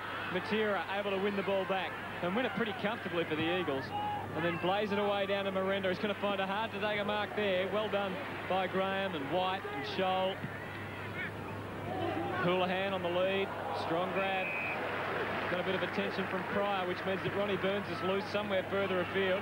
Running down to half full is Matthew Scarlett. He's got Burns on. Burns in the pocket. He goes more central. Tough for Mooney to mark that one. Murphy across the body. He just was in great position to kick it like that. And it goes end on end and through for a goal. Shop with a mechanic shop and be a part of the action at Repco. Bosch Ignition Parts, Australia's biggest range. Spark plugs 4-pack $8.95, 6-pack $13.25. Bendix, Australia's best known name in brakes, huge range of premium pads from $54.95. Munro, premium GT gas shockers, optimum performance from $79 a pair. Repco, premium 6-litre motor oil, $12.50, save $1 on all Valvoline oil filters. At Repco, we know what it is, we know where it goes. I was just going to say about Mark Miranda that at ground level, something that he needs to be very good at. He fumbles too much underneath his knees. He needs to improve that part of his game. In fairness, I guess, he's only played 5 matches in 2 years and has had a lot of back problems. Yeah, but so even prior to that, that's the reason why he hadn't played, you know, not because of his injuries. He always has fumbled, even as when he first came into league football, underneath his knees, and you have to be good at that. You've got your coach's hat on now. You're looking at player weaknesses and identifying all sorts of things. Okay, thanks for that. 9-8 playing 4-2. Those 2 number 1s, Gardner and King. Spriggs. White behind that time. He still judged it very well and somehow got it out to Ronnie Burns. He took them on. He's clear. Ronnie off the left. It's all so easy. It is just easy for Ronnie. And don't you love it? After he's kicked the goal, he's waving to the Geelong faithful behind the goal saying, come on, let's hear a bit of noise from you. A little bit louder, please. Gee, he's an electrifying player. He certainly ran his full 15. Good work from Mitchell White just to shuffle the ball out. Now, he's picked that up just outside the 50-metre line, and he's probably kicked it from 30 metres out. So he's definitely run his full distance. But look at that, just inciting the crowd afterwards. Yeah, 15 metres. He just puts the accelerator down, and that's why he's so exciting. Like I said, he doesn't know a lot of times what he's going to do, but when he puts it down, he's just a class act and very dangerous small forward. Well, he's no doubt, I mean, along with Farmer, the most exciting small player, isn't he, in the league to watch? I've probably missed about 10 blokes in saying that. Phil Matera. Yeah, I'm not sure he quite creates the same excitement level as Ronnie Burns does. An excellent player, and certainly they're missing the likes of Matera today, aren't they, the West Coast Eagles? Yep. They need up forward when they do get the ball down, then they do need a small forward. 10-8 to 4-2. Fletcher in the middle of the ground. This time, Rapunda made a lead, but it didn't make it to him. There's just so many numbers there. Geelong dropping back, filling all the gaps. It's just impossible to pinpoint a target. Graham takes the Milburn kick and sends it bumping up onto the wing. Houlihan was in good position, wasn't interfered with, so Morrison able to take it away. And the Eagles can build through Pryor. Cummings got a better run at the ball that time. Couldn't take it with Rapunda. Cummings kept on going. Braun still under pressure, lost his footing. Milburn, we'll be happy to see it over. I've got to ask you now, Jason. Ken Judge be sitting in the box. You've got to say, all right, we don't need any loose men in defence. If they've got 12 down there and it opens up our defence up the other end, OK, but we're not going to kick goals, being outnumbered. You just got to go play man on man. Yeah, it has been a concern, basically, from the start of the game. Mooney to Hocking. Hocking couldn't see any clear path out of defence. What? Is that confidence when you can chip it sideways under pressure in the face of goal? Now, that was maybe overconfidence. That's a free kick against Mooney to Carroll. And Carroll doesn't like it too much. Pretty big boy, isn't he, Mooney? He certainly is, and very aggressive. Oh, great steal from Joel Corey. And on the turnover, it wasn't a great kick, unfortunately. Let himself down. He's battled pretty well, Michael Colligan, in his duel with Mitchell White. Fletcher. And the give was OK. Taylor. Cummings, this time one-on-one with Harley. And now, a cruel bounce. Well, it looked one-on-one, but there was still Ben Graham dropping back with the big fist raised in the air trying to spoil. Just to emphasise what I was talking about, the West Coast Eagles have had 4 marks inside their 50 and they've had 3 goals resulted from it, where Geelong's had 12 marks inside their 50. So just Huge a total difference. dominance. Well, the margin now to 42 points. The numbers. Doesn't look like changing too much at the moment to the Eagles' advantage as Scarlett gets Kilpatrick at half-back.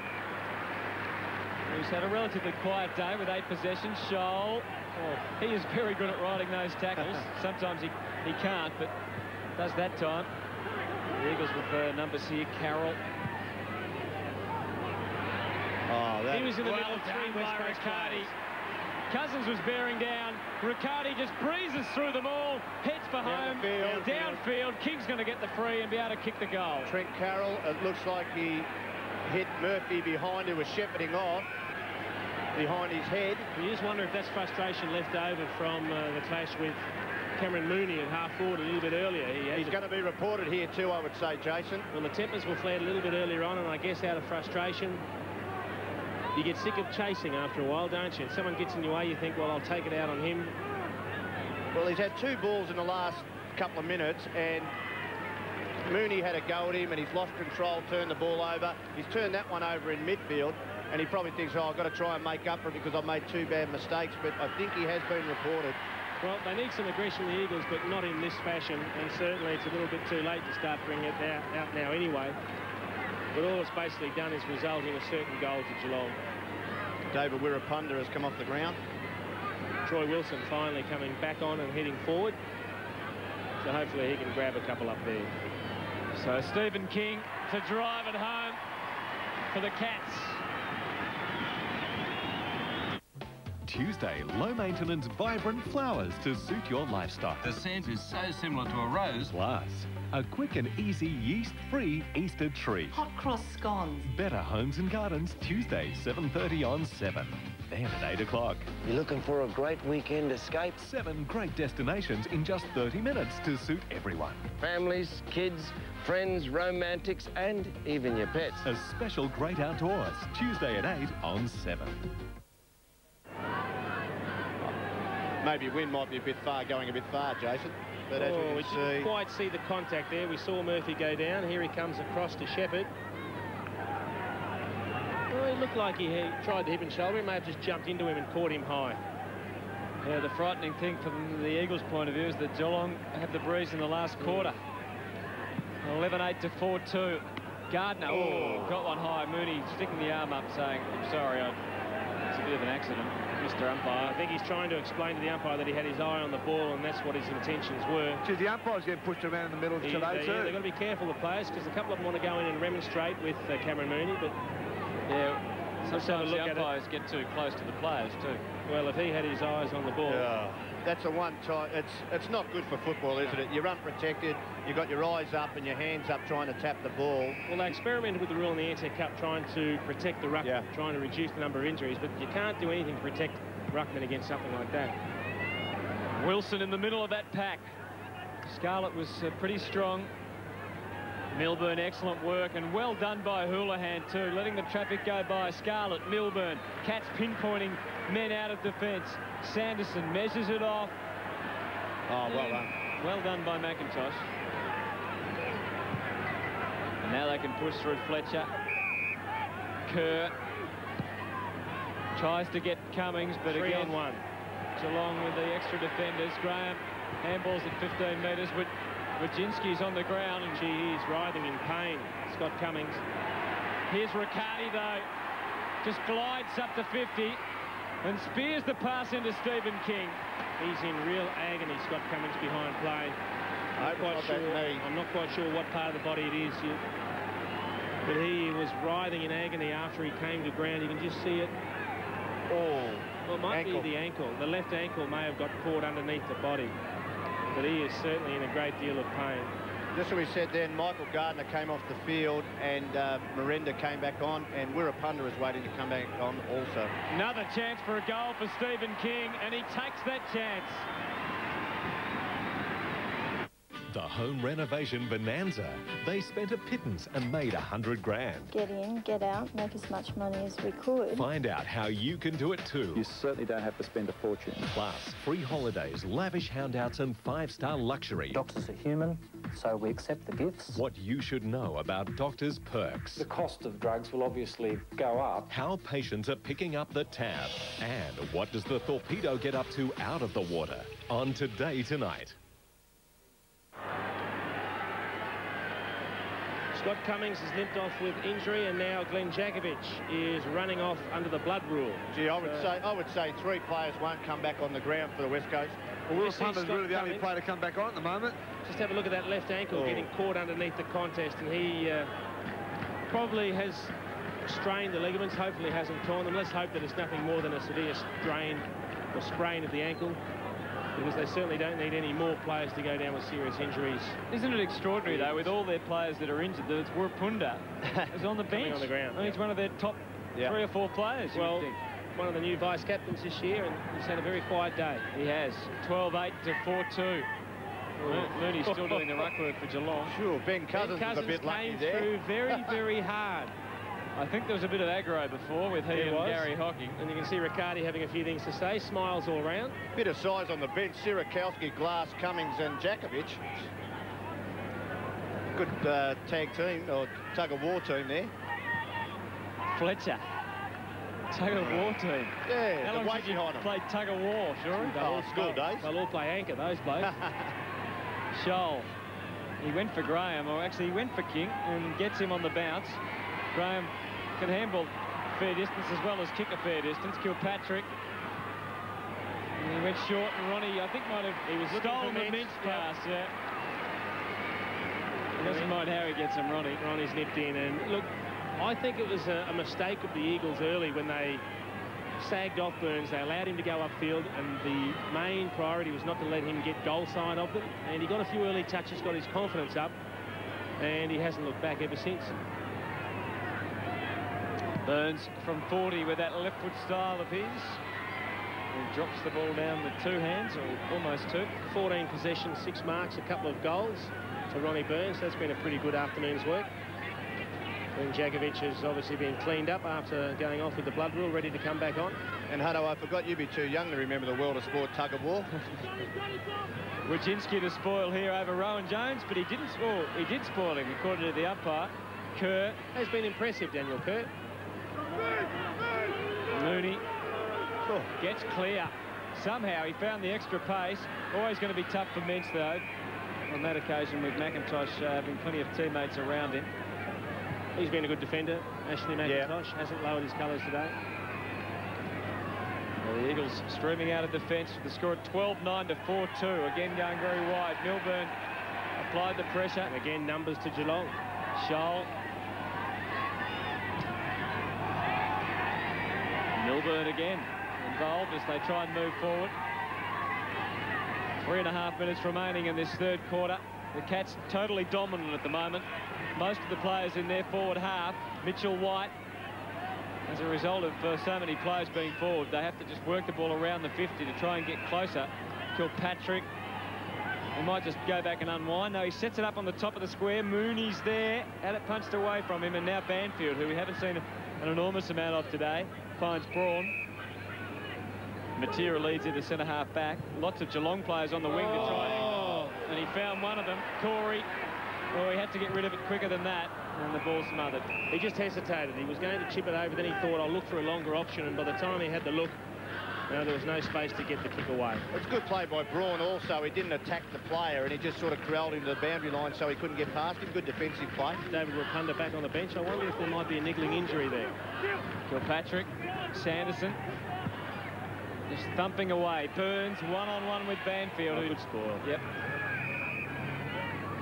I'm just trying to look around, Jason, to see how they can get a spark somewhere. But like I said, the lines moved down. They failed at centre-half forward. Now they're failing to even get it past their centre line. I just can't see any way they can get a spark in midfield. Well, they kicked 4 goals in almost 3 quarters of football, and they're into the wind in the last quarter. Well, I think one of the most disappointing things for West Coast coach Ken Judge has been the lack of run in the Eagles. The number of times there's been no support numbers to a contest, and they've been outnumbered 2-1, 3-1, even 4-1 at some occasions by Geelong. It's just a lack of run. Mooney with the tap into the space. Rowan Jones going back. Oh, and that's a sign the team's struggling, isn't it? We might get Dipper to check out on the boundary line if he can find out if there's anything wrong with David Riccardi. With the bench with Riccardi. Everything's okay there. He's been on and off the ground all day. I can't understand why he's not on the ground. But as far as injuries, no, he's okay.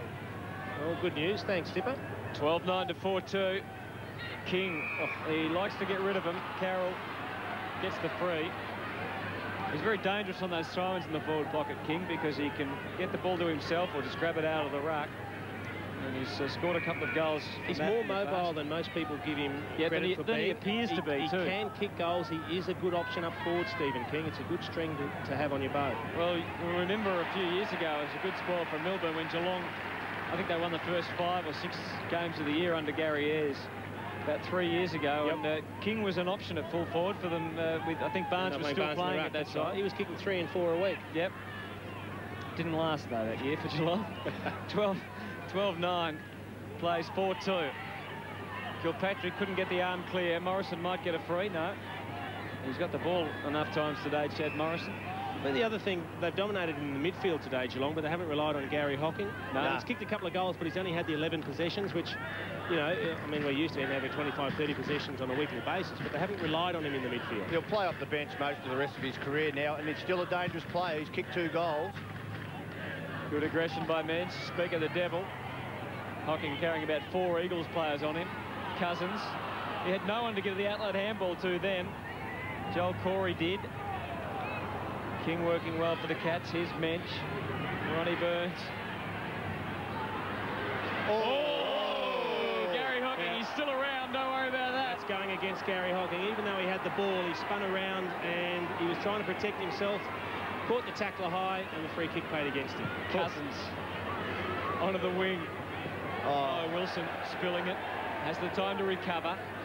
But he doesn't have much on offer immediately. Now, Metre might appear late in the contest here, but he didn't. He waited. And Scarlett. He's been great, Scarlett. Yeah. Stripped the ball. Takes it away. Houlihan.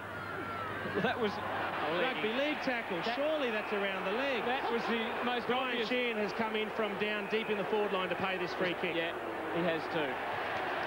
And that's good where decision by the umpire. Sensible. That was a classic rugby league ankle tackle.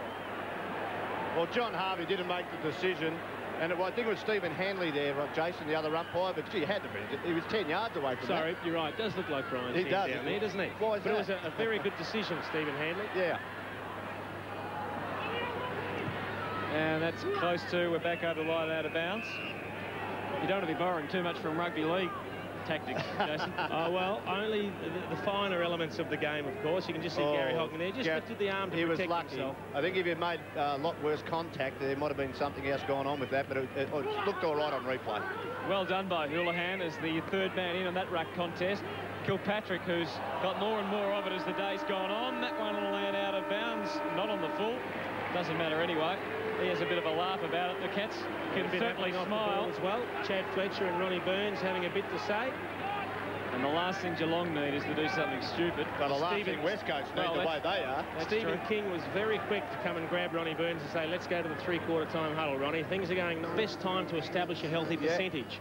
And in particular, first round, there's been a lot of close games. Essendon's the only one with a big percentage at the moment. It's more the psychology of it, I think. And Metre boys are starting on the bench, Shuri. Gee, that's unbelievable. We're a punter in Metre. Last quarter from Shell Stadium. And Cousins trying to get it clear, but in the end he just threw it to Corey. And the Cats threw Kilpatrick. Well, fumbly old start to this last quarter. Houlihan. Spriggs couldn't quite get onto the end of it. Morrison, probably the Eagles' best today. His handball, though, allows Riccardi. Some heavy work by King to allow Riccardi to run clear and spear it down long. Mitchell White arrived, but just couldn't take it. Pryor's kick was without even slightly looking. Oh, well played, Stephen King. Spriggs as a result of it. He looked like a rover. Burns waiting behind this contest. White not able to pull it down. Colliker, well done by Hocking, harassing Joseph, but Hocking going in. His arms flying everywhere, doesn't he, Hocking? What about, I'm just amazed at Stephen King. He had the ability to get down on his haunches, swivel around as he picked the ball up in one motion and deliver a lightning fast handball. That's just brilliant skill from a big fellow. Well, he was their best in fairness last year, so you probably expect him to go the next level. He could become an AFL superstar as such. It's the next level, isn't it? Speaking of superstars, Matera, there he is. Pretty of a miserable place to be when your team's 12 goals to 4 down and you've got so many injuries. It's the first game of the year, sitting on the bench. He'd have to be out there, Hutto, if he was fit. You would think so. Djakovic poking it away. Hocking going to get a free for that. He just propped. He just propped, knowing that his opponent would run into his back and give away the free kick. Experience there. Mitchell White. Lead from Mooney. In the end, the kick just went a little away from him. Cousins gathered it nicely. Gardner, Fletcher. Better build-up off half-back for the Eagles. Kerr. Just a little bit hurried as he kicked it, but he gets Braun okay. Milburn trying to harass. Well done by Braun. Fletcher kept on running. He was involved in the start of this passage of play. A lot more positive. Into the pocket. Miranda takes the mark. And so much better stuff for the West Coast Eagles. Oh, he's played on. He's played on. He's hooked it around right onto the line. Was it touched? It was. Well done from Tom Harley. Right on the goal line. Troy Wilson trying to push him underneath the ball and shepherd it through. But he managed to hold his ground and get a finger to the ball. But again, Mark Miranda, Jason, you either have a shot on goal, but if you haven't got something in your thought process to say, we're going to get a shot on goal if I play on, you don't do it. Here's King again. Oh, just a nice gentle bump from Colliker. It was high, though. Milburn feeds it back to King, who gets a lead in there from Justin Murphy, who I think, apart from being reported, would be pretty happy with his debut for the Cats. Mooney in excellent position, used his body well, and then was really well tackled by McIntosh, who gave him a fair bit of treatment over the top. Mooney gets up limping. Well done, Ashley McIntosh. And Justin Murphy was on the receiving end of the report. He's been a great player, hasn't he? And still is, Ashley McIntosh. A lot of pressure there. You sure? Is he? Burns. We'll just argue amongst ourselves, Jason, while King drives it long. Second chance here for the Cats in the square. Houlihan gathered it nicely.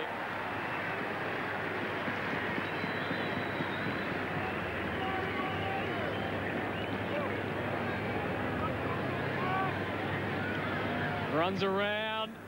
The wind brings it back. I wasn't convinced it was a goal. The umpire is. When you shop at Ritchie's with your free community benefit card, we give 1% of your total shop to your nominated club, school or charity. Ritchie's has given over $4 million to places like Echo. Echo is a Christian organisation that gives teenagers hope and love for life through group activities, counselling and leadership training. Get your free community benefit card and support your organisation. Plus, you'll enjoy Ritchie's faster, friendlier service. Ritchie's, where the community benefits.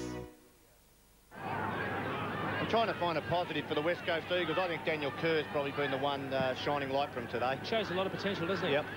Geelong have kicked 10 of the last 11 goals, would you believe? And the Eagles still stuck on 4 goals, 3. Not going anywhere at the moment. Spriggs, great hands it was from White. Spriggs putting it out in front of Clark. Now he's 50 from goal as he looks up. And now he's 35 and steadying and kicking well. And that's an area of the game he needed to improve, and he has there. And he really enjoyed his second goal. And look at the players running to support and joining the celebrations. And an outstanding piece of play. Mitchell White, interesting Mitchell White. had been, I thought, a reasonable job done on him by Michael Colliker, but Colliker now has moved on to Justin Murphy, and it's Glenn Jakovich picking up Mitchell White. Now, I would have thought that perhaps Mitchell White was a little bit too mobile for Glenn Jakovich. Yeah, no doubt. But because there's no other talls down there, Glenn Jakovich has found himself side-by-side former teammate Mitchell White. 14-4. A miserable sight for the West Coast Eagles. Houlihan, Kilpatrick, White pushing back into Jakovich. Who's on him now? Jakovich getting through at the end. Morrison. 27 possessions for Chad Morrison. Williams, Braun. Wojcinski in pursuit of him. At centre half forward. A leap from behind from Miranda. And here's Corey with the crumbs. Spriggs, who's had a pretty consistent day. He's coming in for possession number 14. Murphy. Kilpatrick just missed the man there, but Houlihan to clean it up. Mooney will just, well, he was just going to bang it on the boot. In the end, it's a more meaningful kick. Burns waits down. No one really went with Jakovich, who should have marked. Bounces through Clark. Riccardi might have a crack. He might have a crack from 70 metres. Yes. And what a kick from Peter Riccardi.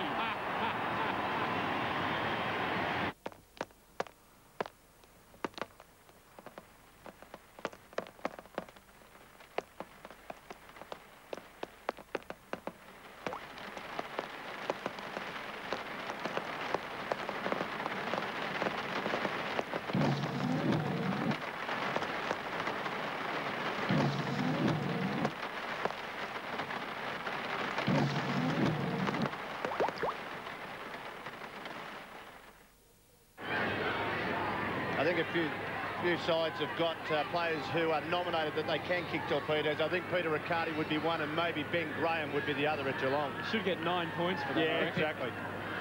15-10 to 4-3. As long as it's a torp. Bizzle. Banfield sloppy with the tackle. And that could be 50. Oh, they're bad signs, aren't they? Undisciplined signs. I just wonder what this is going to do to the psyche of the West Coast. And here's Riccardi again, another replay, and they've just killed him at ground level. Riccardi just gets this off the crump from the punch back, and have a look at that. That's gone into the crowd. 70 metres, bit generous. Well, perhaps. But look, Clint Bizzle, he's led hard, he's tried hard all day, but he's been pretty well held early on by Ashley McIntosh. He's had a couple of different opponents now, though. Look, he has found it tough. He's only had 5 possessions, a couple of marks, but he has kicked 2 goals. And if you don't get a lot of the ball as a forward, you've got to make every kick count. He's done that thus far. If he can kick his 3rd here... It did start... Sorry, Dipper. It did start the quarter on the bench. Just come on. So Bizzle. It's a slaughter at the moment at Shell Stadium.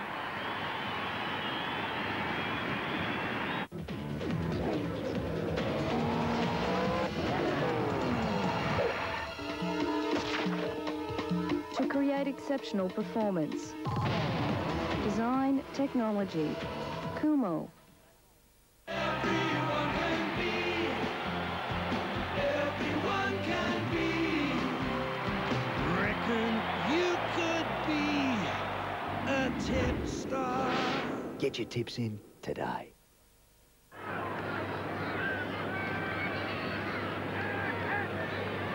Michael Colliker joining the growing injury list at the West Coast Eagles. A long time ago, their last goal, wasn't it? Yeah, it's the only one, obviously, of this second half. Headed for their lowest score ever against Geelong. Their previous lowest was 9 goals 10 back in '94. So they've got some work to do to beat that. Wilson playing at full forward at the moment. Oh, Kilpatrick. Cats can do no wrong at the moment. Warpunda couldn't get on the end of it. Great tackle. Quite a very good tackle. Sanderson knew he had only a millisecond left to get rid of it. Well done by Graham. It's a weight of numbers, though, isn't it? Geelong have always had 3 extra players in defence all day. And I'm just worried about the West Coast Eagles. Like I said, their psyche after this. How do you get around it? A lack of discipline at times. That last goal came from a 50-metre penalty which shouldn't be given. It's a real worry for Ken Judge, I would say. At the moment, the Geelong players are just working hard. They're working a lot harder for their teammates. Tap from King towards the line. Taylor running out of room. Wilson trying to help out his teammate. A lot of shepherding going on. In the end, they got to the line and almost conceded. Cousins, good hands. Kerr, the banana, invents a goal. Terrific kick. And he's been the highlight of the day for the Eagles. That is an outstanding goal. You mentioned him earlier on. He came off the bench, Shorey. You did say he's the one shining light this afternoon for the West Coast Eagles. That's 17 possessions. He's done very, very well, busied himself around midfield. And this time, look, some good work from a couple of players. Cousins helping keep it in. Troy Wilson, I just like the way he always tries and battles, trying to create something. And then look at that. Kerr gets the ball and just kicks a banana. Sweet as you like. That is a class act. What I've liked about him too, Jason, is that he's been hard at the contest. As soon as he came on, he got his body involved. And he's very lightly framed as that's right. So it means that he's got some courage and he's really had a dip out there today. 5 goals, 333 to 16-10, 106. Miranda with Hocking in hot pursuit. Around the corner, Graham, lovely. Lovely catch it was, diving away, cricket style from Graham. Clark leads out to one wing. Corey to another. Might go even longer in the Snell direction. Oh, that's a terrific lead from Williams. Couldn't pull it down in the end, though. Snell. Scholl. You can hear the calls from his teammates inboard, Murphy and Spriggs. Didn't need them, he decided. Look at Bizzle, had the run up for that one. Just couldn't quite get his lead to make him land in the right spot. Jason, I'm just wondering whether you can see in the Geelong... McIntosh. Just see whether you can see in Geelong an Essendon influence from Mark Thompson, always players behind the ball where they can handball out the back to an unmanned player. Yeah, that's definitely an Essendon trait. They've always got someone at the back of the contest. When in doubt, handball back. Spriggs. Well done, Joel Corey. Unfortunately, the wind was blowing across the ground and he had to get it out further to the right. Kicked a great goal, Joel Corey, late in last year. Down here at Shell Stadium, but there's Ashley McIntosh, who does appear to dip a seat to just be in a little bit of trouble. See, they can't afford another one to an experienced senior. He looked towards the bench, and the bench said, "We've got nobody." That's a worrying sign. What a horror day for West Coast to start the year with. They had an ordinary Ansett Cup. They had a lot of players out injured, didn't win a match. And now this. Suffered a similar flogging last year in their corresponding match at Shell Stadium. This is dangerous.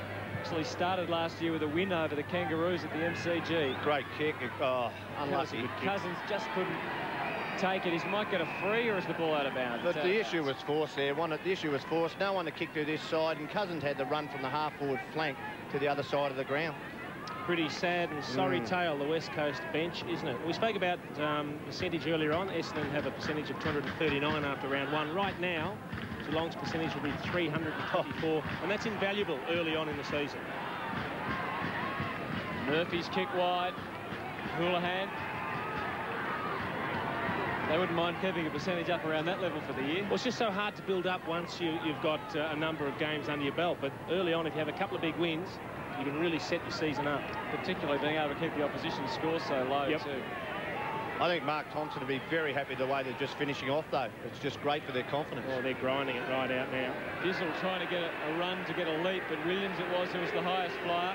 Snell. A couple of big leaps for Andrew Williams. He just hasn't been able to hang on to them. He dropped one up on the wing a moment ago, which looked like a screamer. Just couldn't hang on to it, and that time again, just didn't grab the ball. So halfway through this last quarter, Hocking trying to barge through. Well tackled by Miranda. Williams just banged it onto the boot, somewhat dangerously in a way. Riccardi was lurking there. This time he couldn't get boot to ball. Spriggs. Lovely bit of acrobatical work there, but Taylor made the steal. A clean steal. Almost the fast break down the court, basketball style from Taylor. No one to kick to. No. Eventually got the handball off. Cousins couldn't finish it. Good play from Richard Taylor. He broke through the centre. He had a very good first half, a little bit quieter in the third quarter, but he's had 18 possessions for the day. Looked up, had no one to kick to. In the end, he linked up with Ben Cousins. See how far Geelong can travel on the rebound. Clark marked the kick in. Snell was the target on the wing, and strong arms and hands from Snell. It's just not enough pressure on them. Eagles have got a few numbers back across half back, but Corey propping. He's got to beat Jakovic here. Brought it to ground okay. Pryor, good work to Metre. Oh, Jakovic just tried to stop the buffeting and keep the ball clear. Handball from Morrison back to Metre. He's going to unwind a big one instead. He saw Michael Pryor onto the wing. Riccardi backing back into Jones. Outstanding play. Harley. Oh, he threw that. Throw. Got away with a throw, I think. I think Riccardi's saying something about his eye, that he might have a cut, which he has, and he's come straight off the ground. For a spell. So Patrick back on. King. Harley. Mind you, he's had a pretty fair afternoon, Peter Riccardi. Could possibly figure quite highly in the votes, which Tony Shaw will be giving later on the Channel 7 How hard is this today? First up, Jason, could have been a bit easier. Well, they're probably 10. You could never handle the pace, Shorey.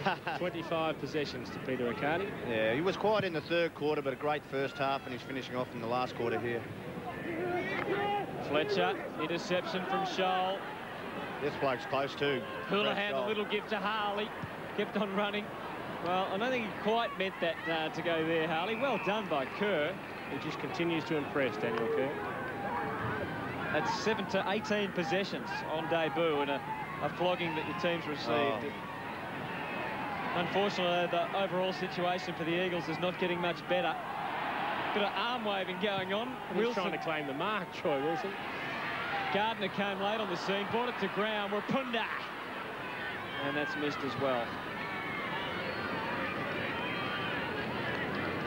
Well, Wilson might have to take over as the full forward for a couple of weeks, depending on how bad Cummings' injury is. Look, I know I've harped on it a bit. I'd just like to see him get some more game time because he just gives an honest contest all the time. Well, he's out there now, and he's taking the mark. I agree with you, Jason. I just couldn't believe he was taken off the ground. He had initial impact when he came on. He can deliver the ball okay, so that wasn't a bad worm burner. And Chad Fletcher's taken the mark probably 40 metres out. But yeah, he had an impact, and they took him off the ground again, and yeah, it just didn't. Trent Carroll went to centre forward and didn't, like I said, didn't have an impact on the game, but he has a go, and he gives you a contest. Crowd of 20,149 at Shell Stadium this afternoon as Fletcher from 45 guides that one pretty well off the boot and gets the Eagles' second goal of the quarter. Oh, team, we have started, although you wouldn't know it. The most contested round is coming. It's nothing personal, but I think her time has come. But this game is personal. You're here to vote people off. A pact between enemies could mean you win. Because I want to stay. Half your luck. Goodbye. Or lose. It's all been for nothing. Goodbye. But when so much money is at stake... Mark and Alexander are getting too cosy. Deals mean nothing. For that round, you perform like a load of clowns. An all-new Weakest Link Monday.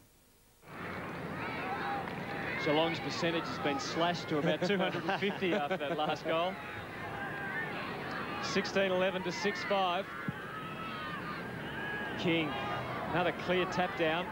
Taylor still working hard for the Eagles, as is Braun, well dragged down. Scholl will quickly turn it to Geelong's advantage. Well-placed kick for Ronnie Burns. We haven't seen much of Ronnie for the last 10 or 15 minutes. What's he got on offer for us this time? He's got a strange old pass out pretty wide. Mitchell White, yes, he did keep it in. No, he didn't. The boundary umpire, not the most popular gentleman here after making that decision.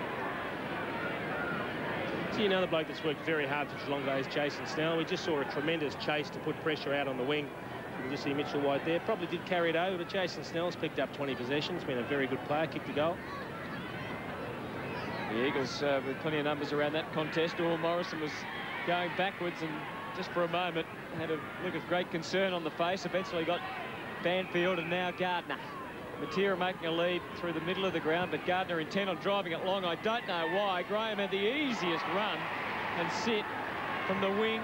And he goes to centre-half forward, and Houlihan, who's been a pretty good option for them up forward in a multi-pronged attack, and that's a great kick.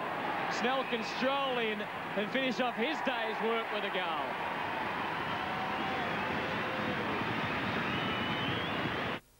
Ali loves Larry. So does the mother of his child. I want to be a family again. No other show makes you feel like Ali does. I was so totally in love with somebody else. Monday on 7. 9 brutal slayings. I don't do serial killers. 1 unbelievable confession. I did it, Miss Tom. He's insane. He doesn't want to be innocent. Guilty or not. This is a lie, Your Honor. The Practice, Monday. And Snell, the last goal kicker for the Cats. You're trying to influence me, aren't you, Jason? No, he could be all, another one that come in the vote. You've said 5 players in 2 minutes. So I reckon Snell's played well. 17-11 to 6-5. Not the greatest of bounces. Well done by Gardner to get it down. Cousins, Braun, and finally Williams off half back. Matera.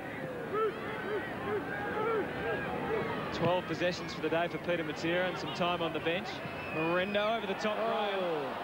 Might have hurt himself there. Now, Tony, I'd be curious to find out how you would rate the battle between Stephen King and Michael Gardner. Now, King's kicked a couple of goals, had more possessions, but Gardner's dominated the hitouts. Yeah, probably has dominated the hitouts, but I think it's been an even battle in the ruck. But when you've got the ability of King to go forward and kick to, when Gardner hasn't done that, probably King wins out in the day, although that's not Gardner's fault. Graham with players breaking to the outer side. They're just lining up at the moment, the Cats. Scholl didn't sit for him. Didn't get the bounce.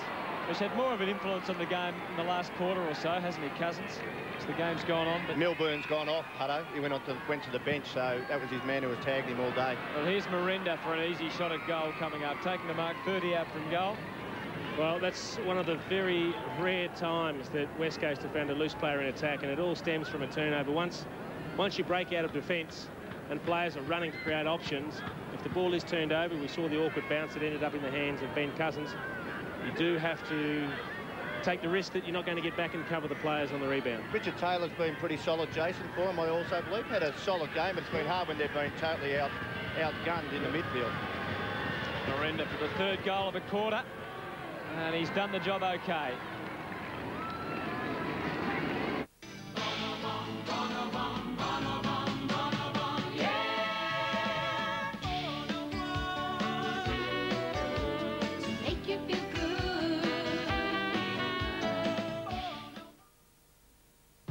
Tuesday, low-maintenance, vibrant flowers to suit your lifestyle. The scent is so similar to a rose. Plus, a quick and easy yeast-free Easter treat. Hot cross scones. Better Homes and Gardens, Tuesday, 7:30 on 7.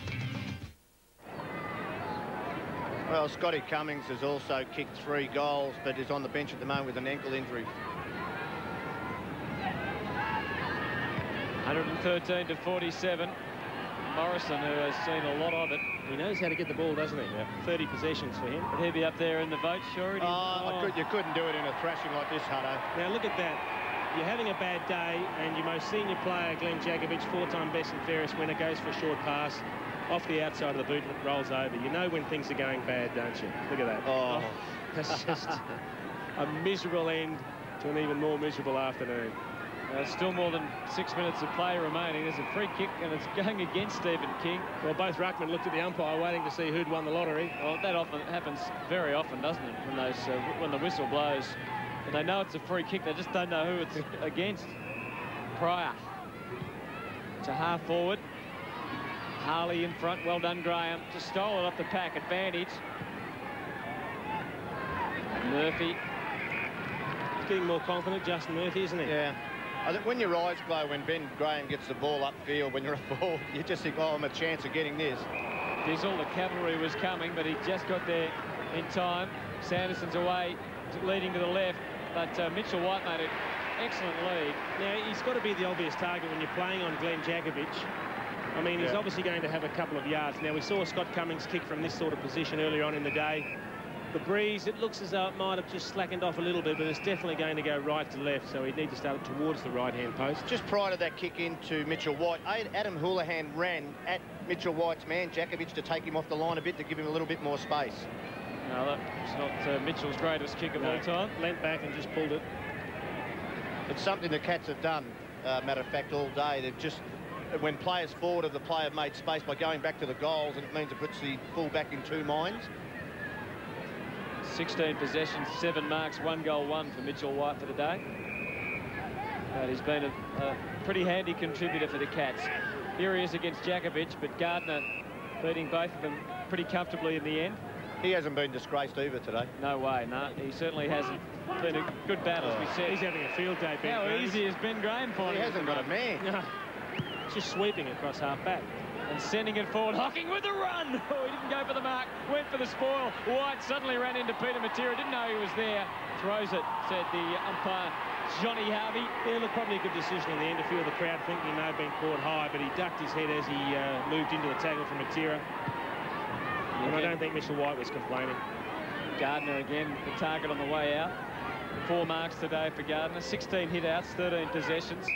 Williams might get this one smothered. No, he just got it clear. But King, oh, he dropped the mark. And Rapunda, young Kerr for his second goal. And he's missed the lot.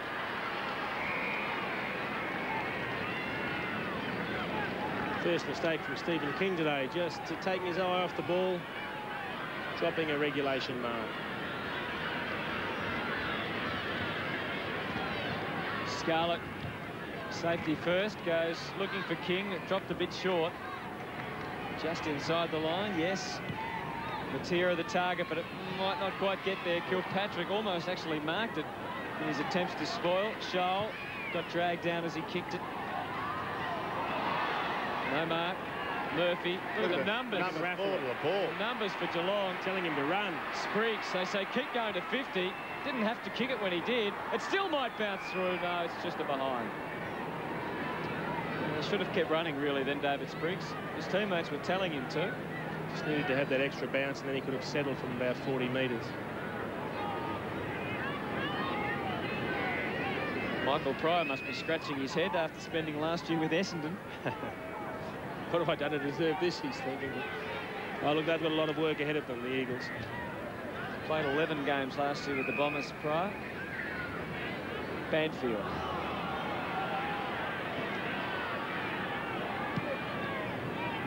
In for Fletcher. Mark or free kick. Braun running onto the wing. Miranda's leading at centre-half forward. Doubling back is Rapunda. Kilpatrick, who's just worked tirelessly, pushing back to help his teammates. And guess who's getting another free possession? Ben Graham. It wasn't one of his greatest kicks, but it found Bizzle okay. The fumble, didn't have anyone to give it to. Kerr, Fletcher, Kerr again. Went for the little pass to Gardner, and the height one out there. Awkward looking kick. Miranda waits down, Wilson flying. Scarlett, regained his balance. Magnificent play by Scarlett. Scholl up to Murphy. He calls on Snell and instead gets the handball. Pumps it long. McIntosh pushing back into the space and stops the Geelong build-up. And so the other team will do it now, the Eagles, as they switch play and go to the members' side here at Shell Stadium. Morrison, Williams, runner is Matera. Looks up. Rapunda's at centre-half forward. Goes shorter than that. And the mark is taken by Carroll. He's got Wilson at full forward. That's where the kick goes. He arches the back, and he did everything right except pull the mark in. Scarlett and Clark for Geelong trying to redeem the situation. He's over the ball, Scarlett. And a bounce the result. I know kick coming in from Carroll. Should have taken that mark. One place where Mark Thompson would be very happy is Scarlett and Harley, as I said, holding down the key positions. Ben Graham being able to push up the field. Gee, it becomes an offensive weapon that he can use all season with Ben Graham up there.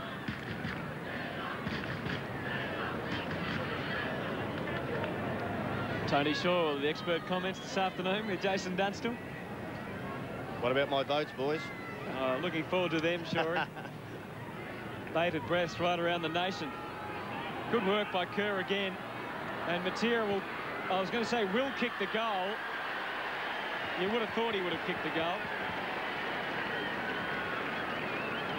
Unfortunately, when things go wrong, it spreads, permeates right throughout the team. It's contagious, the errors that the Eagles have been making today.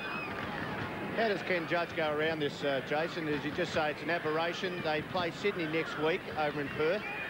You just nearly forget about it and say we'll start again a week later. I don't know if you can say this is an aberration after what we've seen from them in the Ansett Cup. I mean, I think you've got to press home to the players that their work ethic, their work rate needs to lift. They've got to be more desperate, more committed to their teammates, or they're going to suffer some humiliating defeats this year. Braun, close to the line, but he kept it in okay. Fletcher poking the pass. And this man's played a great last quarter. He has, Patrick. The Cats play St Kilda at Colonial Stadium next week, and all of a sudden that becomes a big game. One full of interest with Malcolm Blight coaching against one of his old teams. Harley. I'm not sure who he was looking for, maybe Spriggs, but Kerr it was that slipped in. Metre. Maybe the last chance for the Eagles to score a goal. Fletcher. Trying to swing around onto the left. He might have a crack at goal in the end from 40 out. No, he sets it up. Rapunda down there. Scull has been a fantastic defender for Geelong. Might almost slip into the boat, Shorey. See what young Daniel Kerr's put his hand up too. There will be no influence taken from you two at all on these. Last 10 seconds, the Eagles hoping to be put out of their agony. Murphy. Last kick of the day was for Justin Murphy.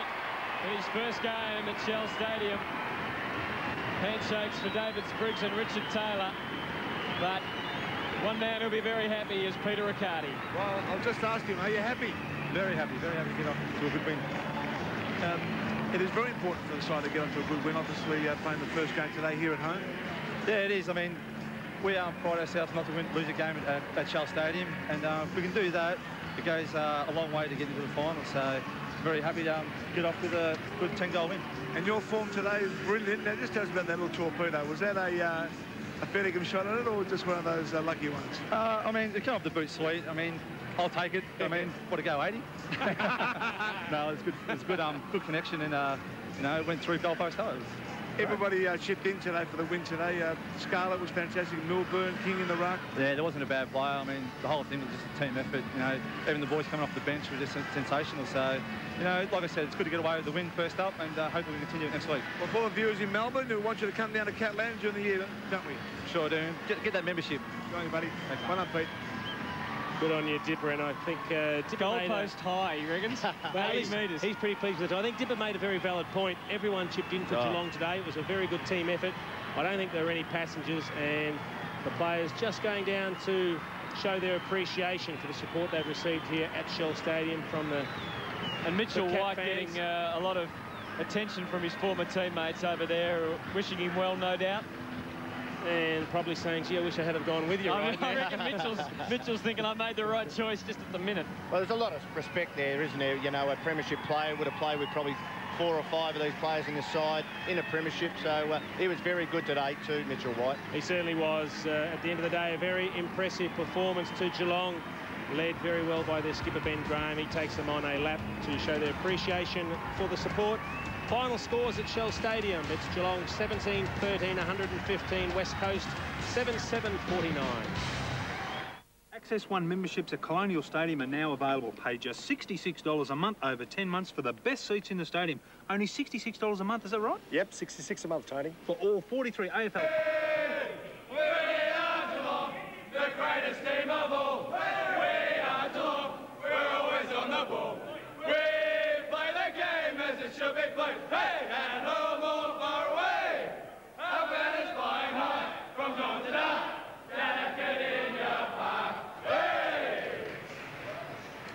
A pretty happy crew, the boys down at Shell Stadium, and why wouldn't they be? A comprehensive victory over the Eagles, 17-13, 115, and the Eagles 7-7-49.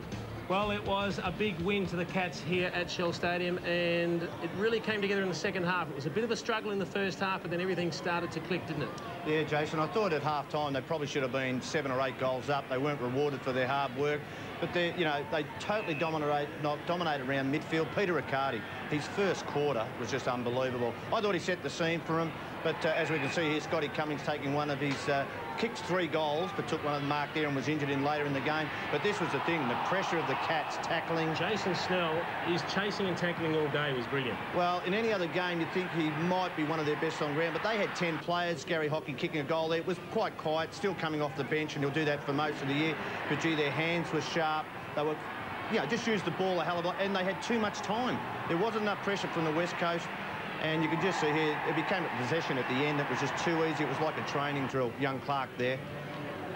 Yeah, David Clark getting amongst them. There really wasn't much cohesion in the Eagles outfit at all. And here was the highlight, a 70-metre spiral, a big torpedo from Peter Riccardi. He enjoyed it. He tried to tell Dipper that was, in fact, 80 metres after the siren. But plenty of good players for Geelong, and I'm very curious to see just how after the match stats. We're going to have a look at your votes, but just tell us what the big differences were in the match stats. Well, I just think Geelong used a lot more, and they really tackled the West Coast and put them under pressure. A lot of those stats, you have a look at it, probably 40 or 50 more possessions. You know, centre breaks 13 to 11, but inside 50, 63 for 16 shots on goal to 40. You're not going to win a game if you're only having 7 shots on goal. That's big dominance. Also, the marks, 110 marks to only 84. They had loose players everywhere, the Cats, didn't they? Well, you've got to question the West Coast Eagles' discipline that they either were not manning up and from the outset, and then when they just didn't work hard to make sure that they got back in defence to outnumber them also. Yeah, not a lot to be happy about if you're Ken Judge or involved in the match committee at the West Coast Eagles. A lot to be excited about as the Cats fans. They're probably all wondering who Tony Shaw gave his votes to. The Mitsubishi Player of the Year. It's hard to say that, isn't it? Look, I gave 3 to Peter Riccardi, not just for that torpedo, but I thought he set the scene early in the game. I gave 2 to Brad Scholl and 1 to Ben Graham. They could have been swapped around. Riccardi's had 25 possession, Scholl had 25 possession, and Graham's had 20 possessions and 11 marks. I know Brad Scholl and Ben Graham didn't have a man a lot of time, but you can only do that if the opposition allows you to have that freedom. You've got to make the most of it. There's a few that was stiff short. Well, what about Jason Snell? Played brilliant. Yeah, he did. Matthew Scarlett down back as well. Well, how many players do you put in it? You know, these players dominate. It never got down to Matthew Scarlett a lot because both Scholl and Ben Graham dominated, I thought, across half-back. But look, I could have put 6 or 7 players in the votes. No, you did well. You took the easy way out, gave them to the recognised players that didn't have opponents very, very well. We're going to take a break, and when we come back, we'll find out just where this performance puts Geelong on the premiership ladder.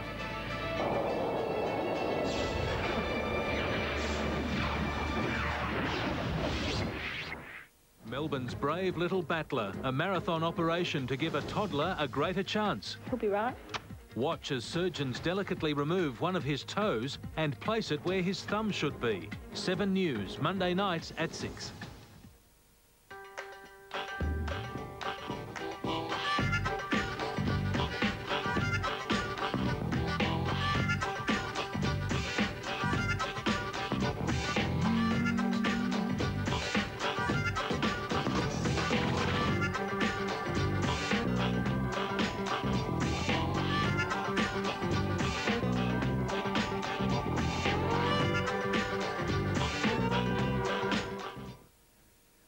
Access 1 memberships at Colonial Stadium are now available. Pay just $66 a month over 10 months for the best seats in the stadium. Only $66 a month, is that right? Yep, $66 a month, Tony. For all 43 AFL home and away matches. All of them? All 43. With access to a great bar behind the seating, enjoy the dining facilities or have special catering in your seats. It's a great way to entertain clients and close to the action. For your membership, call Access 1 on 1300 362 188 now. Mate, if you're any closer, you'd be playing. Small businesses told us they wanted simpler and easier quarterly business activity statement reporting. So we've responded. And you now have some choices. Of course, if you're okay with the way you've been doing your BAS so far, you can carry on just the same way. But you can choose to do it a different way.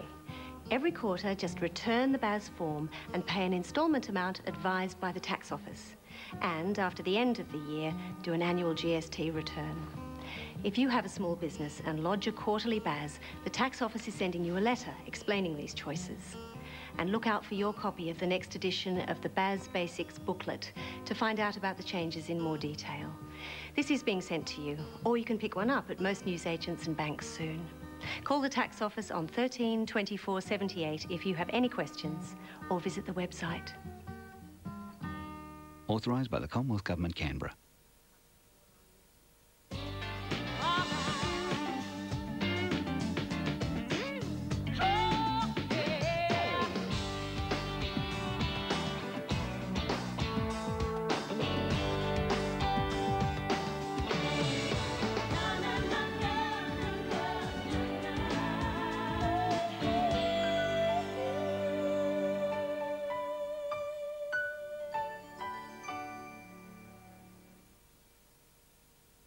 What sort of person are you in the morning?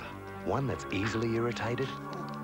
Nivea for Men Aftershave Balm soothes and moisturises your skin after every shave. Nivea for Men Aftershave Balm, for men who dare to care. Very pleasing sight, the final scores for Geelong fans. They basically controlled the match from the start, although they didn't dominate on the scoreboard. Always in control, serious injuries to several key Eagles players, capping off a miserable day. The Eagles started with a strong breeze at their back, but it was the Cats who started with purpose. Oh, and that is a great-looking kick. Skipper Cousins following the example to give Cummings the first of his 2 first-quarter goals. And he started well here, steering that through. White, playing against his old team, found some space. Bizzle got his second via an errant punch. And it's through. Goes it through for a goal. Sierakowski likewise, ending his afternoon. Tempers flared shortly after. Murphy entering the umpire's book for a clash with Cousins. Burns entering his name with a trademark goal. Onto the boot and through for a goal. The Eagles' inability to hit a target was getting the better of Judge. Mensch the better of Jakovic. Back to half back, Mensch. A goal within 30 seconds of the second half to Cummings was promising, but he soon joined Sierakowski and Glass on the injured list after landing awkwardly. Despite kicking against the breeze, the Cats blew open the game in the third term, slamming on 5 goals to 1. Running off the left, it's all so easy. 5 more in the last against a now dispirited Eagles combination. Riccardi, good all day, rubbing in the final pinch of salt. 70 metres, yeah, what a kick! And the Sydney Swans have started there. Help the boys from the west. Geelong a long way ahead.